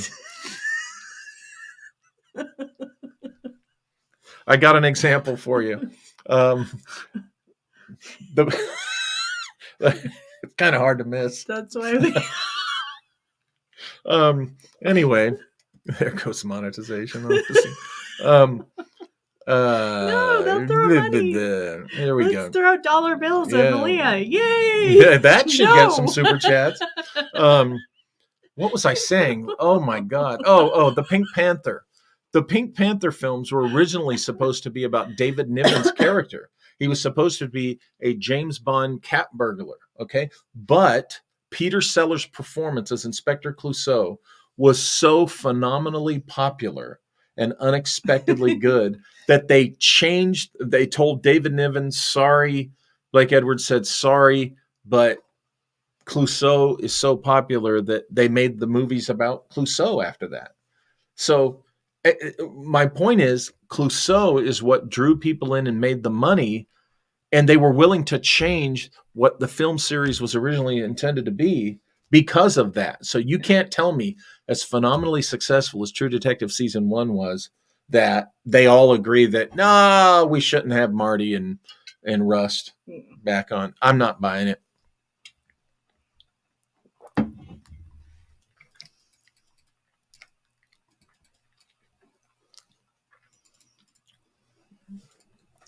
Have you considered another show with William Ramsey? His research on Crowley's incredible.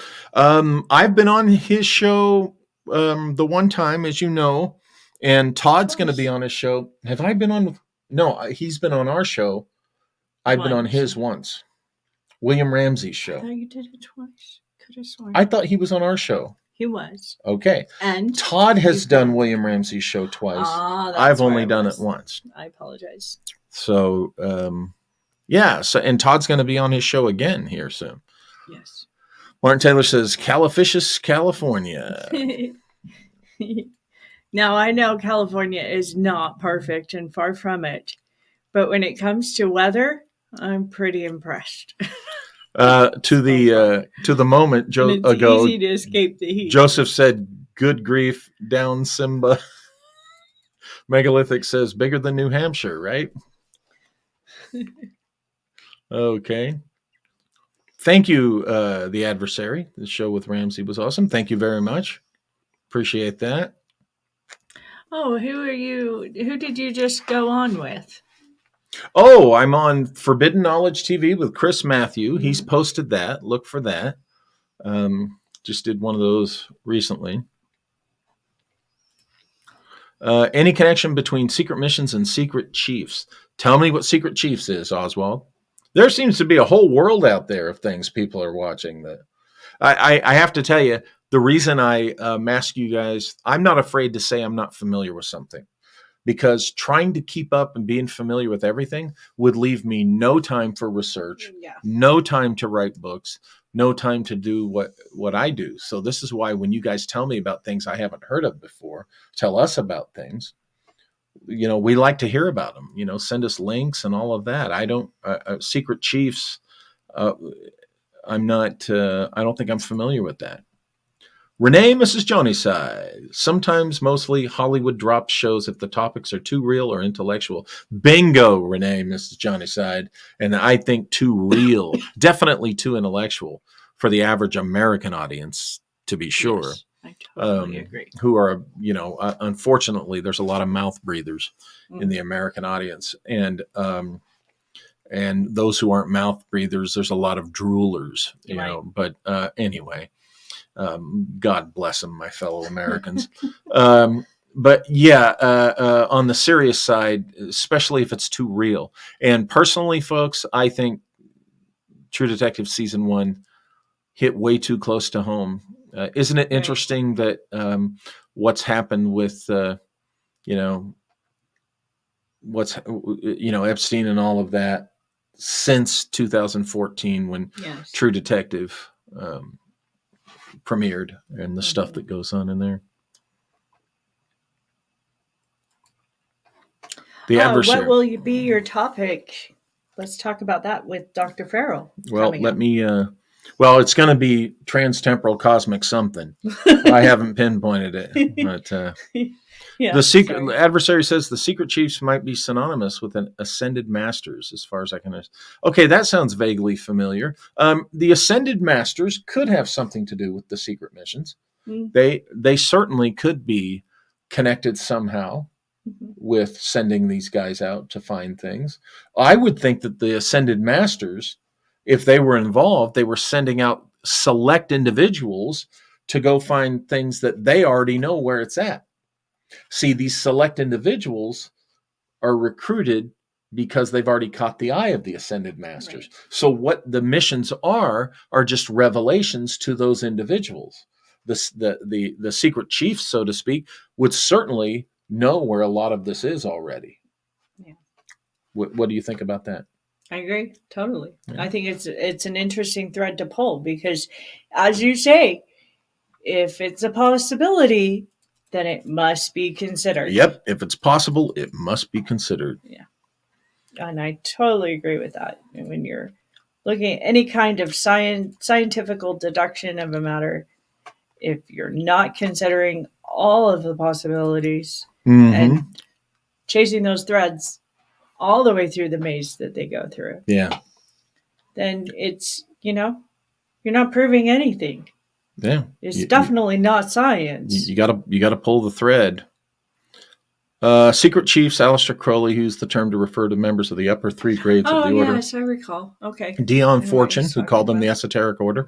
Talbot Mundy, who called them the Nine Unknown. The Nine Unknown. Yep. And could they have been the ones pulling the strings? Well, I think that is definitely one of the possibilities, like we were saying, that we are. In there, I have a Talbot Mundy book. Do we have any of the Mundy books here?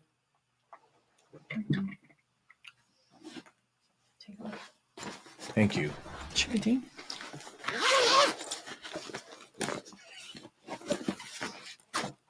This one is Winds of the World. This is a series of books that I put out under my brand. You can find those at lulu.com. Okay, put in Talbot Mundy, cover. The Winds of the World. And I did what I call the white cover series. And again, folks, do not ignore the fiction. In fact, to some people, I'm going to say stop ignoring the fiction. There are things that some writers have found that they put in fiction because they can't rightly put it in nonfiction. Stop ignoring the fiction. Well, from a specific writers. Now, it's... Oh, of course, yeah. It's a hangover, right. Good point. And not everyone does. Most people do. Most of our listeners, I give the benefit of the doubt because I do think that if you've started to read the nonfiction, you know how Walter writes, and sometimes it's just as fun to read Walter's adventure pulp fiction novels. Yeah, because like Rakshasa Run Out. Rakshasa Run Out. Yeah. I think I've said before. I'll say it again. Devil's Milk. When it comes to my fiction, I offer no apologies. I offer no mercy to pearl clutchers. Okay, if you don't like adult, I do not write for children. It's not pornography, but I do not write for children. Okay, I'm not a children's book author. I'm not a children's book publisher. Or movie maker, for that matter. Oh, God, no. Oh, God, no. And I don't apologize for what I do in fiction. My view is if you can't friggin' handle art, a particular, don't look at the painting. Don't read the book. Don't I give you fair warning. Painting, then. I am so tired of Appreciate the people in art. here. I'm going to rant a little bit. Yeah. I'm so tired of people in our society who want to who want to be the morality police for others, particularly when it comes to art. If a beautiful female nude statue of alabaster or whatever in the Louvre offends you, keep your ass out of the Louvre. Don't go on a crusade that prevents everybody else from seeing it. Oh boy, here I go. I've had enough of crusaders in our world, in our society. I cannot stand a moral crusader. I got no problem with morals. Live by your own code of morality. Stop with the crusading. Stop with the thinking that everybody has to follow your standards of conduct and morals. In a civilization, in a society, we all have a base level agreement to keep things from falling into chaos. Yes. Okay. But beyond that, as long as someone's not hurting or hurting, I don't care if you get offended. Take your offense and your pearls and go out of the room, is my opinion. But as long as you're not hurting anyone, I mean, nobody should have to apologize for their art. Okay. And I sure as hell don't, and I will not. Anyway, rant over. I just, Yeah. it's one of my things. I've had enough of them. Oswald Spengler says they are related but not synonymous, meaning the Nine Unknown and the Secret Chiefs and stuff. Megalith says Crowley referred to the Secret Chiefs in reference to the high table of occult groups, the bosses. Oh, okay. Okay. Martin Taylor, transtemporal permeating plasmas. There's a topic right there. Plasma's in there somewhere. So megalithic. No, that was Martin Taylor. Hey, Martin. Flying Brian says transtemporal banana pudding shakes. I like that. Is that Luna? Enjoying the sunshine. Megalith says nothing quite so needs changing as our brother's habits, right? I like how that's put.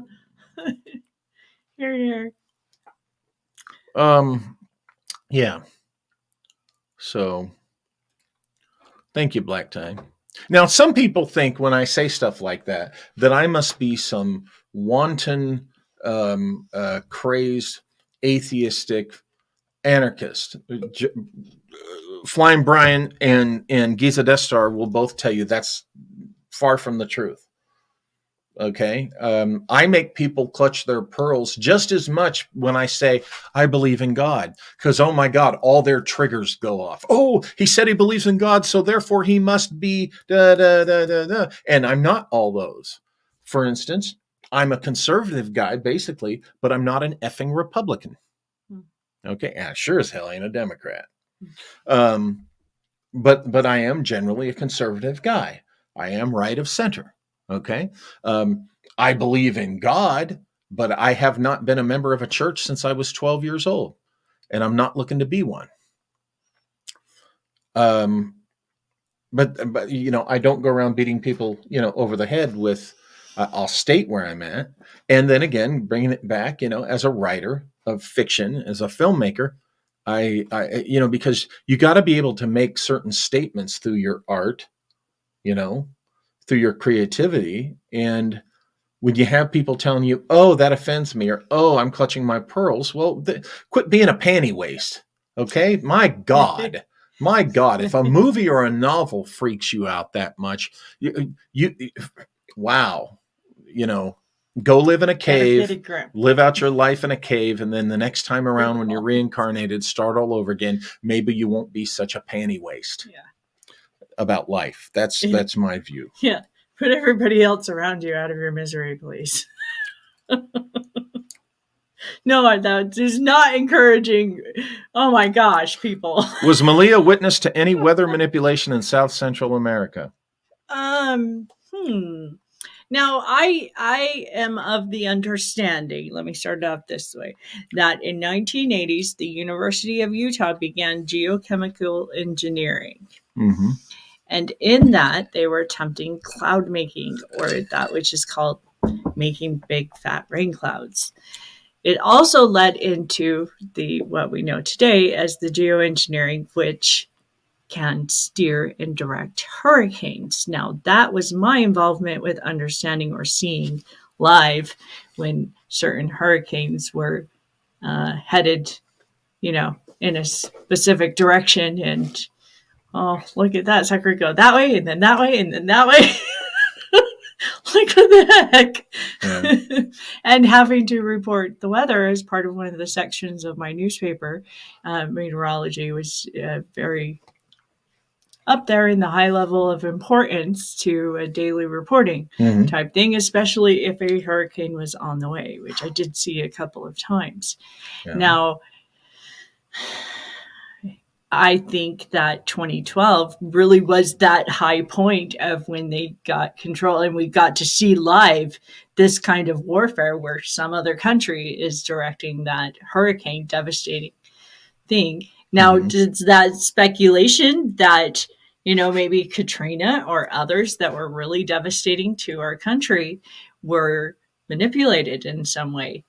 I think, yeah, it's pretty clear that the evidence is out there that you could say, or at least have an argument about this kind of effect happening and being true warfare. I think countries have been doing that for quite some time. Sure. Right? Sure. Here's an interesting comment. Question. Raykar, Praveen Mohan's videos have been demonetized and some removed for showing Indian temples and human statues. What that is a group of a-holes who either don't like his hypotheses or are a bunch of pearl clutchers. And what they've done is they've probably ganged up with their complaints. We've asked Praveen to come on the show. Yeah, I reached out to him. I haven't heard from him. I'd like to have Praveen on the show, really. Yeah. He loves having, that kind of, his stuff is cool. So if you haven't seen it, check it out. Definitely. He's got some neat stuff on TikTok and Instagram. Rogue, you're right. Who cares what they think? People who know. Right. He's a terrible pearl clutcher. Don't let him tell you that. Martin Taylor says, Maliah's laugh is an uplifting joy to the world. Thank you, Martin. I got to be careful it's good to see you. Throw my hands in this direction. I'm sorry. Martin's a longtime fan of Maliah. Okay. Walter. From the Kev days? Yeah. Okay.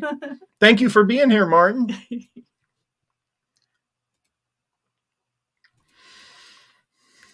Renee, what's Renee say? Yes, dear. Renee Mastonasai says, I disagree, Walter. Sometimes some things are not art. Podesta believes that the same as... Okay. Is that the same as... Oh, okay. Well, yeah, I assume that you guys knew what I was talking about. Yeah, I see your point. But you guys, I assumed that, I'm talking about reasonable, stuff that the social structure of life, or of what our basic, what the social contract. Yeah. For human basic decent behavior is what we're talking about. Now, going around and saying that Yahweh is the hammer by which I will beat everyone's head on, and you will do it my way, even though it's I just made it all up myself. Nobody has to follow that. Nobody has to obey to you just because you say so.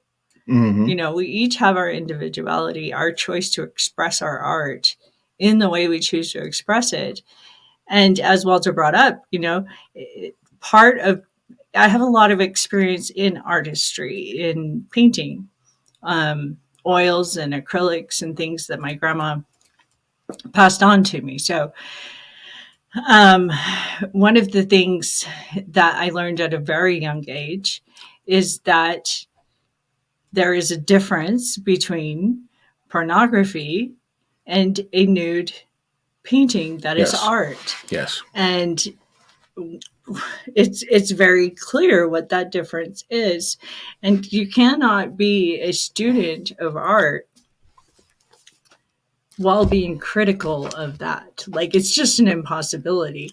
This is such a huge part of historic Look, aspects of people that have a life. problem with it, these are a lot of them are people either they have some ulterior agenda, or they're people who believe in the whole they're going to hell if they, do the wrong step in the hopscotch of life. They've fallen for that nonsense, and they're just, or they become worse, crusaders. People who think that everybody should be thinking and doing exactly like them.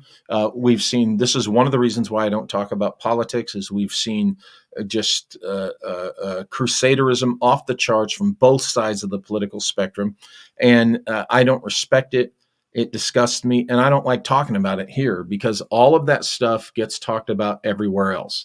Here, I like this place to be kind of a break from that. That's why we don't go there here. Mm-hmm. And we talk about things like Atlantis and Yeah. Lemuria and the lost hidden city of Agartha, and True delve Detective into season 1 and remote viewing and other forms of accessing as we will on intelligent Wednesday, model kit building with my guest coming up on Wednesday, Yay, Max Max's Conkey Models. of Max's Go Models. subscribe to Max's Models. If you guys want to know already. anything about a little wanna- hint of this week's coming guest, go to Max's Models on YouTube. Yes.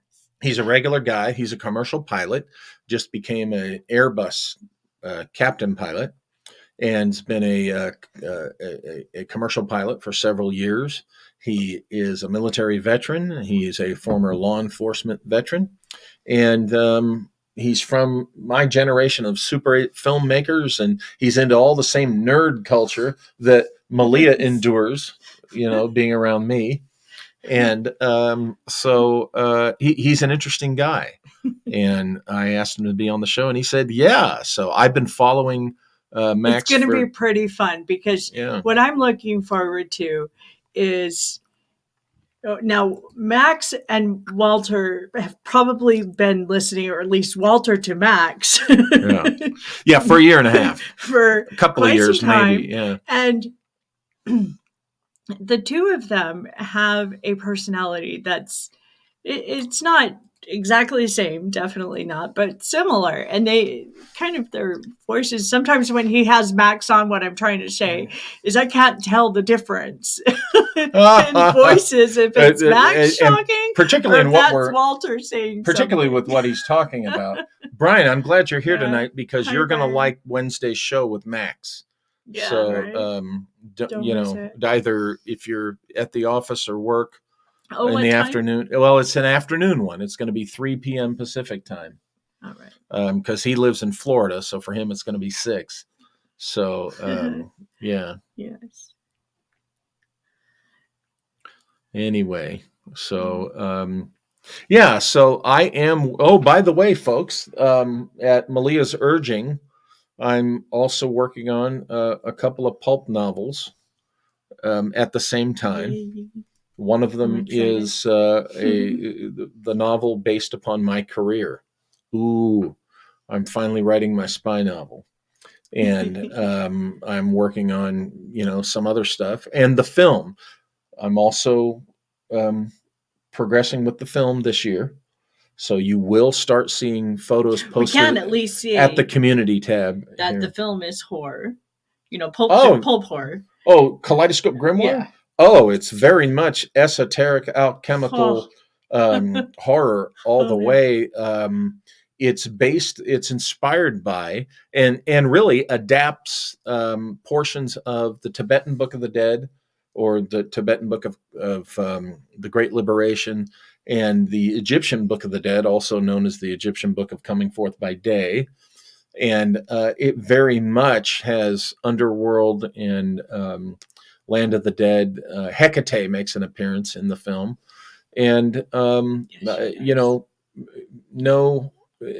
as a director and writer, I give no F's whatsoever about, what anyone thinks about what's in the film. I will say that the very few people who have read the script really said they were impressed and anxious to see it. You've read the script. My son Austin has read the script. Scott DeHart, Dr. Farrell's sometime co-author and very good longtime friend. Scott DeHart has read the script, and Laura London, known as Jungian Laura, the Jungian scholar, she read the script, and all of them independently came back with. My son said, "Whoa, this is whoa." That's pretty much what I said. Yeah. Whoa. Thanks, Austin. But most of the film is going to be stop motion animation. I've said that before, but there's newbies here. Yes. So, and it's very neat, the style that you're going for also. But also, we can at least say that the other project is a horror as well, right? What project? The second book of the 2 novels you said you were working on. Wait, without going into detail. Without detail. No details. I just want to say it's all horror. No. When I reach out, put your arm there. That's the second time. I didn't even notice. Oh, wow. You're so used to it by now. Wait, which Devil's Mill is not a horror. What's the other one? Oh, the Western. Yeah. We're getting telepathic here, guys. Yes, this is going to be fun. Yes, we are. Good Lord. Yeah. Yes. So I guess, did Scott tell you about it? That's cool. Huh? Scott DeHart told Joseph that he liked it a lot. Yeah, I really liked I cannot it wait. Now, remember, folks, thanks to our dear departed friend, see how I did that? I went right to the arm this time. So our dear departed friend, Gil Bavell, I don't know if Ari's still here, Gil and about 6 or 7 others, I don't know if they want to be named. Sometimes people are, are private about that kind of thing. But I was able to film just about all the stuff with live actors. And I built sets, if you guys recall. I built impressive sets in my home. And for the better part of 6 or 7 months, I was building sets and filming with the live actors, those portions of Kaleidoscope Grimoire. I've been working on this. In fact, I had just finished tearing down the stage framework before you and Gil came for the, or was it still up when you and Gil came for the? No, you had just finished tearing the set down. The tape was still on the floor. The tape everywhere. Yes, and you were able to throw together a screen so you could show me one of your, it's listed on IMDb. I got a green screen. Floppy Dead Seconds. Yeah, a film which so much fun. A film which was used was publicly. Great. I will not elaborate further, but was used publicly to disparage my character. The great and only Walter Bosley. I love it. Yes, Ari. Gil really made possible in a huge way. Getting that part of the filming with the live actors done. Yeah. Yeah, Gil made that happen. Wow.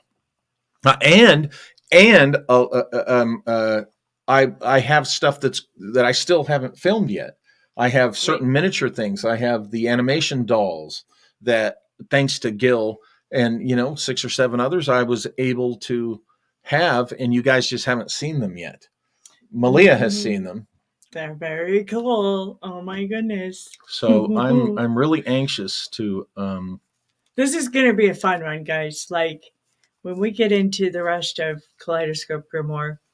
Yeah, I really will be. I'm anxious. Let me say this. Yes, I knew Walter and I had a special deep connection that was linked through time because of the film Kaleidoscope Grimoire, which was announced right about the same time that I found Walter Bosley's channel. And as you know, my last name is Grimm. So I definitely felt a connection between Grimm and Grimoire. And then after reading the script, because you brought up and let people know I did get to read it. There are synchronicities that give me goosebumps about the script that Walter could not have possibly known when he wrote it, because he wrote it long before he knew me. It definitely was an inspiration for me. I wanted to do something on. So, and Hell's Bells too, on the matter. Hell's Bells had things that gave me goosebumps about Walter and his research and what he was presenting in a 1920s themed 1920s themed silent black film. and white silent film. Kaleidoscope Grimoire is also, for those who don't know, it's also a silent Super picture fun. that's in black and white. So check out Hell's Bells. It's on the YouTube channel right here. Yes, it is. You can just Yes, it is. Hell's Bells. Check it out. My film. And also listen to the analysis discussion of Hell's Bells that was posted like right after that. So they should be side by side. And you'll see that Hell's Bells really, it's a very interesting discussion. Peace, Crypto. Good to see you. And we will be filming Flying Brian's Sun God robes scene. Sorry. We're going to... Okay, so because I've met Flying Brian, like I totally got a flash image in my mind of him in the Sun God green robes. Okay, you guys laugh. I can totally see it because the mustache and everything, like he'd be holding grapes and he'd have a silver plate with the laurel, the leaves around the. There'd be a little puppy beside him. Brian was one of the lead actors in the Super 8 movies that our friends Rocky and Scott, and we were involved with them. Brian was involved, did more of their films, but Brian's quite a talent. He would just have us dying and rolling totally with his characterizations, I just, imagine a microphone in the hand, and Brian knows what I'm talking about. That little reenactment. Movies like Purple Clouds, Screw You Magruder, Purple Clouds, the Weirdo movie. Just wow. Anyway. Megacephaloids. Yeah, the megacephaloids were the creatures in Purple Clouds. I was invited to join the little circle of their friends around the time that they were making Screw You Magruder, a movie that Rocky did for Mr. Hayden, our history teacher. And so they allowed me to be a part of their filmmaking world with that film. When I first hung out with them, I got a call from Rocky. Now, you got to understand, up to that point at school, these guys, Brian and them are a year older than me. They were a bit intimidating. Okay. So I get a call from Rocky, our friend, and he says, "Hey, Walter, it's Rock. You want to come over to my house and hang out? Scotty and Brian are here." And the whole time, I get a ride over there because I don't have my driver's license yet. And the whole time I'm like thinking, what are they going to do to me? I'm thinking, this is a setup. They're planning to do some horrible thing to me. And I go there and I'm just hanging out with them and having fun. And nobody did anything to me. I'm waiting. Nobody did anything to me. And that was my introduction to being friends with them. And, it was great, and I ended up started being in their films. And funny how they were the type of people that would totally do that. Yeah, well, yeah, you could. I mean, they could have done. It could have been some setup. But it was. Oh no!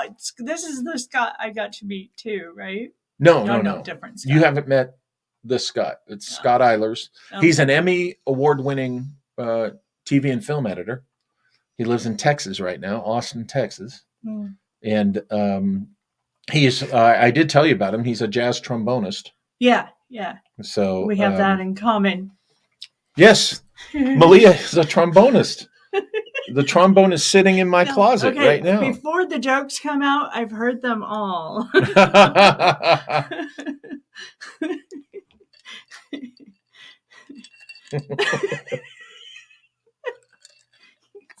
Anyway. Yes, twice Emmy Award winning Scott Eilers. So, well, warmth and cheers to all of our dear listeners who are out there in the freezing, bitter cold tonight. Stay warm, cuddled up. Definitely. Scott has a flugelhorn that he likes to play now. I still play my olds. I love olds. I have an olds rose brass. What is that? Your olds? Trombone? Uh-huh. Okay. It's a unique kind of manufacture. And I found me one from a unique... I used to have a jaw harp. Doing, doing, doing, doing, you know. They come from California, actually. The olds trombones? Okay. Yes. We'll have to find out what Scotty's trombone is. And, of course, I have, is it Ibanez or the guitar? The guitar, yes, which is a very nice guitar. She's seen it. Yes. Malia's seen my guitar. It's only come out of the box says it's one nice. Time. Hey!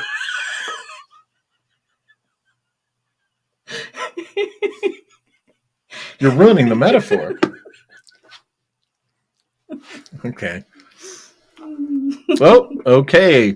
Joseph, thank you very much for being here. He's going to go play some pipe organ. I wish I was. I can't wait to listen. One of these days, I'm going to get to hear that. Malia's talking about blowing on the trombone, and Joseph's going to go play his organ. I love classical 17th century. How many heads did that just fly over? I want to know how many heads did that last comment just fly over. Good night, Joseph. In one ear and right out the other. I chose to not listen. Flying Brian, Scott can really pick up almost any instrument and play it. I've watched him play the piano in the studio, trumpets, you name it. Yes, cool. Indeed. Yeah. Well, our friend Scott DeHart, Joseph Farrell's friend Scott DeHart, too, that we're talking about. You should see his guitar collection. Wife. She's got a voice and yeah. She sings. They have a little trio, you know, and Allison and Scott and a longtime friend of his, and you should see his guitar collection. Oh wow, gosh, it's something else. I've seen pictures. I haven't got to see it live yet, but definitely very fun. Okay, Megalith got it. Of course you did, Megalith. Ari says got it. And Ari, all right. So, okay. So what are we going to do tonight? What are we going to watch? Hannibal. She's just got turned on to the Hannibal series. Of course. Oh, my goodness. I told you. Thank you, Megalith. Yeah. Megalith sent season 1 of Hannibal. I know I'm going to watch it more than once. And Stargate, the whole series. Yeah, I know I'm going to go back and watch it after I get done the first time. Okay, Brian, have a good evening. I will look for you Wednesday. And again, if you can't make it Wednesday afternoon, get it on the recording. But you might want to, ask Max some questions. It'll be a good show. Uh-oh. Wait a minute. Maybe Gil sent Hannibal. I thought Megalith sent Hannibal. Maybe it was Gil. Oh, Ari, I think maybe Gil sent that to us. Last year, Christmas time, we got some. You got because we were because of the generosity of Megalith and Gil and Nick and Dr. Uncle Clockwork a couple of years ago. My gosh, just the incredible generosity of all you guys. It was super cool. It was fun to get to watch Walter unbox these I'm telling you, I still have not built all the models yet that Megalith sent. Yeah. And Max will be jealous to know the models that Megalith Oh sent. yeah, I Megalith remember. sent some classics that some guys keep on the shelf they don't build. I'm a builder. I believe in building them. I mean, several of the models that Megalith sent are vintage, literally dating back to the most of the 70s, but there were some from the 60s, and there was even one from the little silver Antarctic. I can't remember the name of the plane, but it was a Williams Brothers from the late 40s. This is one of the ones that Megalith sent. And then the ones Gil sent, I haven't built all those yet either. And Nick, I'm it's astonishing but the tools Nick sent. Oh gosh, My they're God, used often. Thank you, all of you guys. Every time. Now, will you be maybe some of those models you just mentioned, bringing them over to show to? Oh yeah. I will have Max? some stuff on hand to show Max so that he can salivate and say, "Oh, Griffin Eagle's right. You must watch Dark Song. You will Oh. appreciate it." Okay, we'll Okay, write it down. it's a very moody picture. Ooh, okay, I've seen it. I like that. I like movies. I'm gonna grab these books right here and keep this hand. Yes, Megalith, you sent the Thank you, Jonathan. Stargate series, and I thought a couple other things, but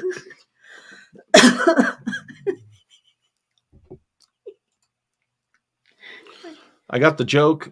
Hannibal, I like, was where he ate the brain of the fellow who was after him. Oh yeah, that was the movie. This was from Gil, right? Yes. Yes, I got that one right. Megalith, if you want parts for making sets and things, I have 2 more totes of assembled models. I'll be right back. Yes, I gladly, sure, Megalith, absolutely. I look, building models is.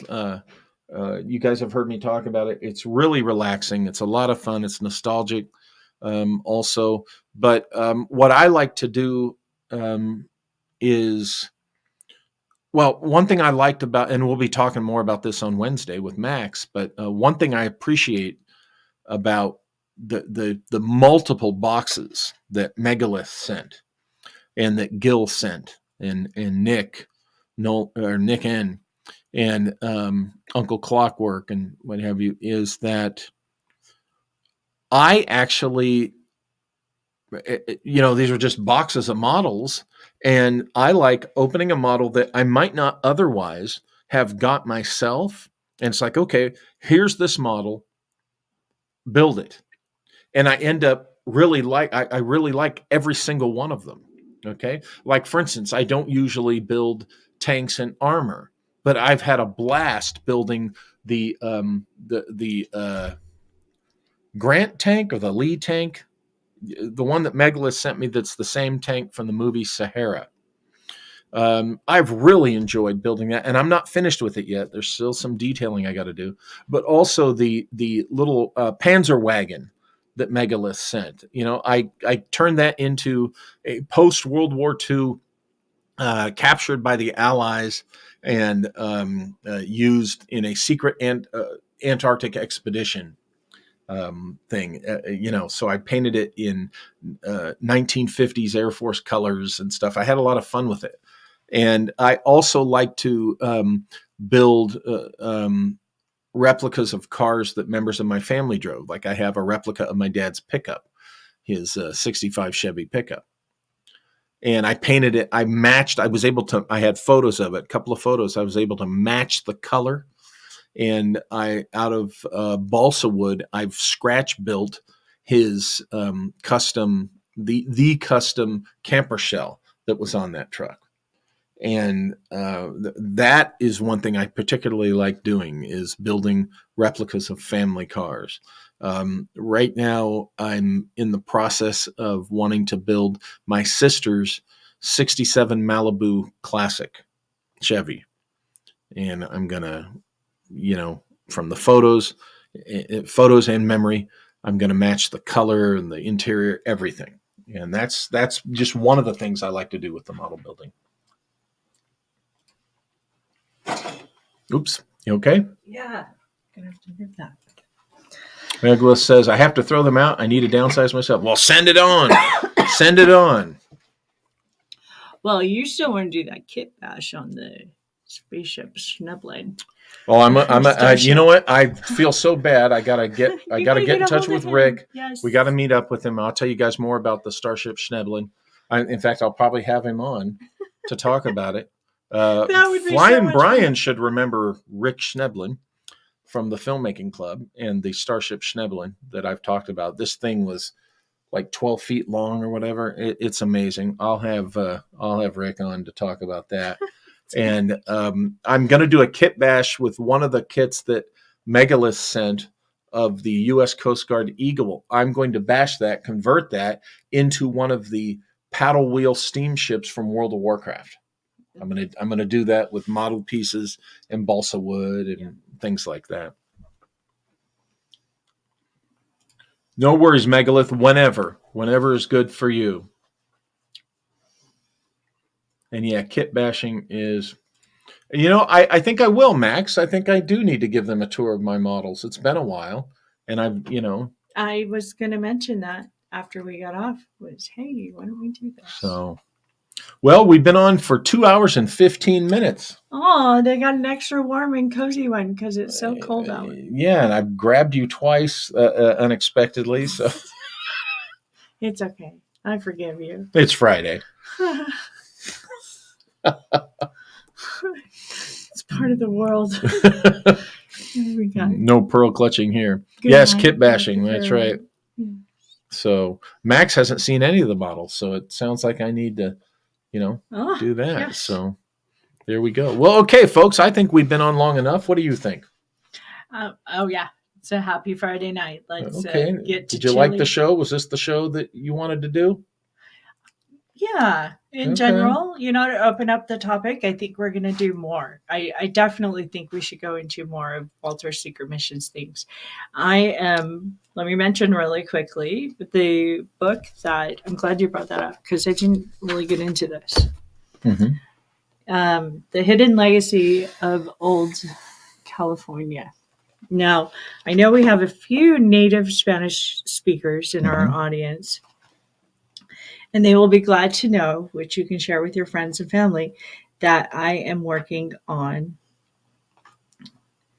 the manual translation of English to Spanish.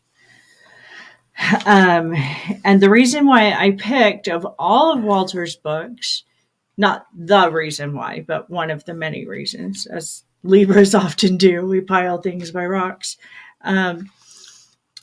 is that this goes into Christopher Columbus and specifically Juan Cabrillo and his connections, which I know because I heard it in the Spanish lore down there from the Mayas, from this, Mexican people in Yucatan, Yucatecos, that, and Meridanos, people of Merida,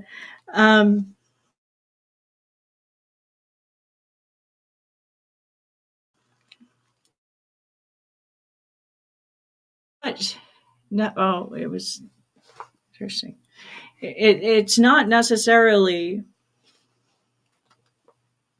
out there, but Juan Cabrillo is a very big, very important historical figure, and unlike most of the Western, our side, English-speaking peoples who the majority don't pay enough attention to history of 100 years ago. But down there, 100 years is a blink to them. The thousands of years old civilization that has remembered its past. So 100 years ago is very important to them. Very important. And Juan Cabrillo is part of that story, of course, more than 100 years ago. But I think that's why I choose this one to translate first of Walter's Secret Missions. Now, by the time I get done with translating, I will go through each one, but I don't necessarily think I'm going to do that in order. as what Walter put out as the order. I'm going to rearrange the order. Remember, we're also looking at in Spanish. At Esoteric Napoleon in Spanish and French. And this is the most likely candidate for book 2 that's translated. We've talked about that. Yeah. I wasn't going to quite reveal that. We gotta reach out to with the Juan Patoshki, then you're going to get out with the Napoleon because I wasn't going to do that. Okay, all right. I intend to make Jan Patoshki the subject of Secret Mission 6. There you have it. Now Carcosa. You might have, most of you guessed that already. Yeah. But I'm finally going to commit to a Jan Patoshki. Look at you. So this is big news. Now Destination Carcosa will most likely be 3rd after. Yeah. So I'm anxious to see these books translated into Spanish, and then we got to hit the Asian market. It's project. I'm well into the translation. Oh, she's done this before, and she's fluent, and so this is exciting stuff for the company. Yes. Yeah. So it is exciting. What do you think? I think we have to say adios y muy buenas noches. Cuídate seco y caliente. Ready? Nos vemos. Up there. See you guys on Wednesday. Have a good weekend. Stay warm and safe.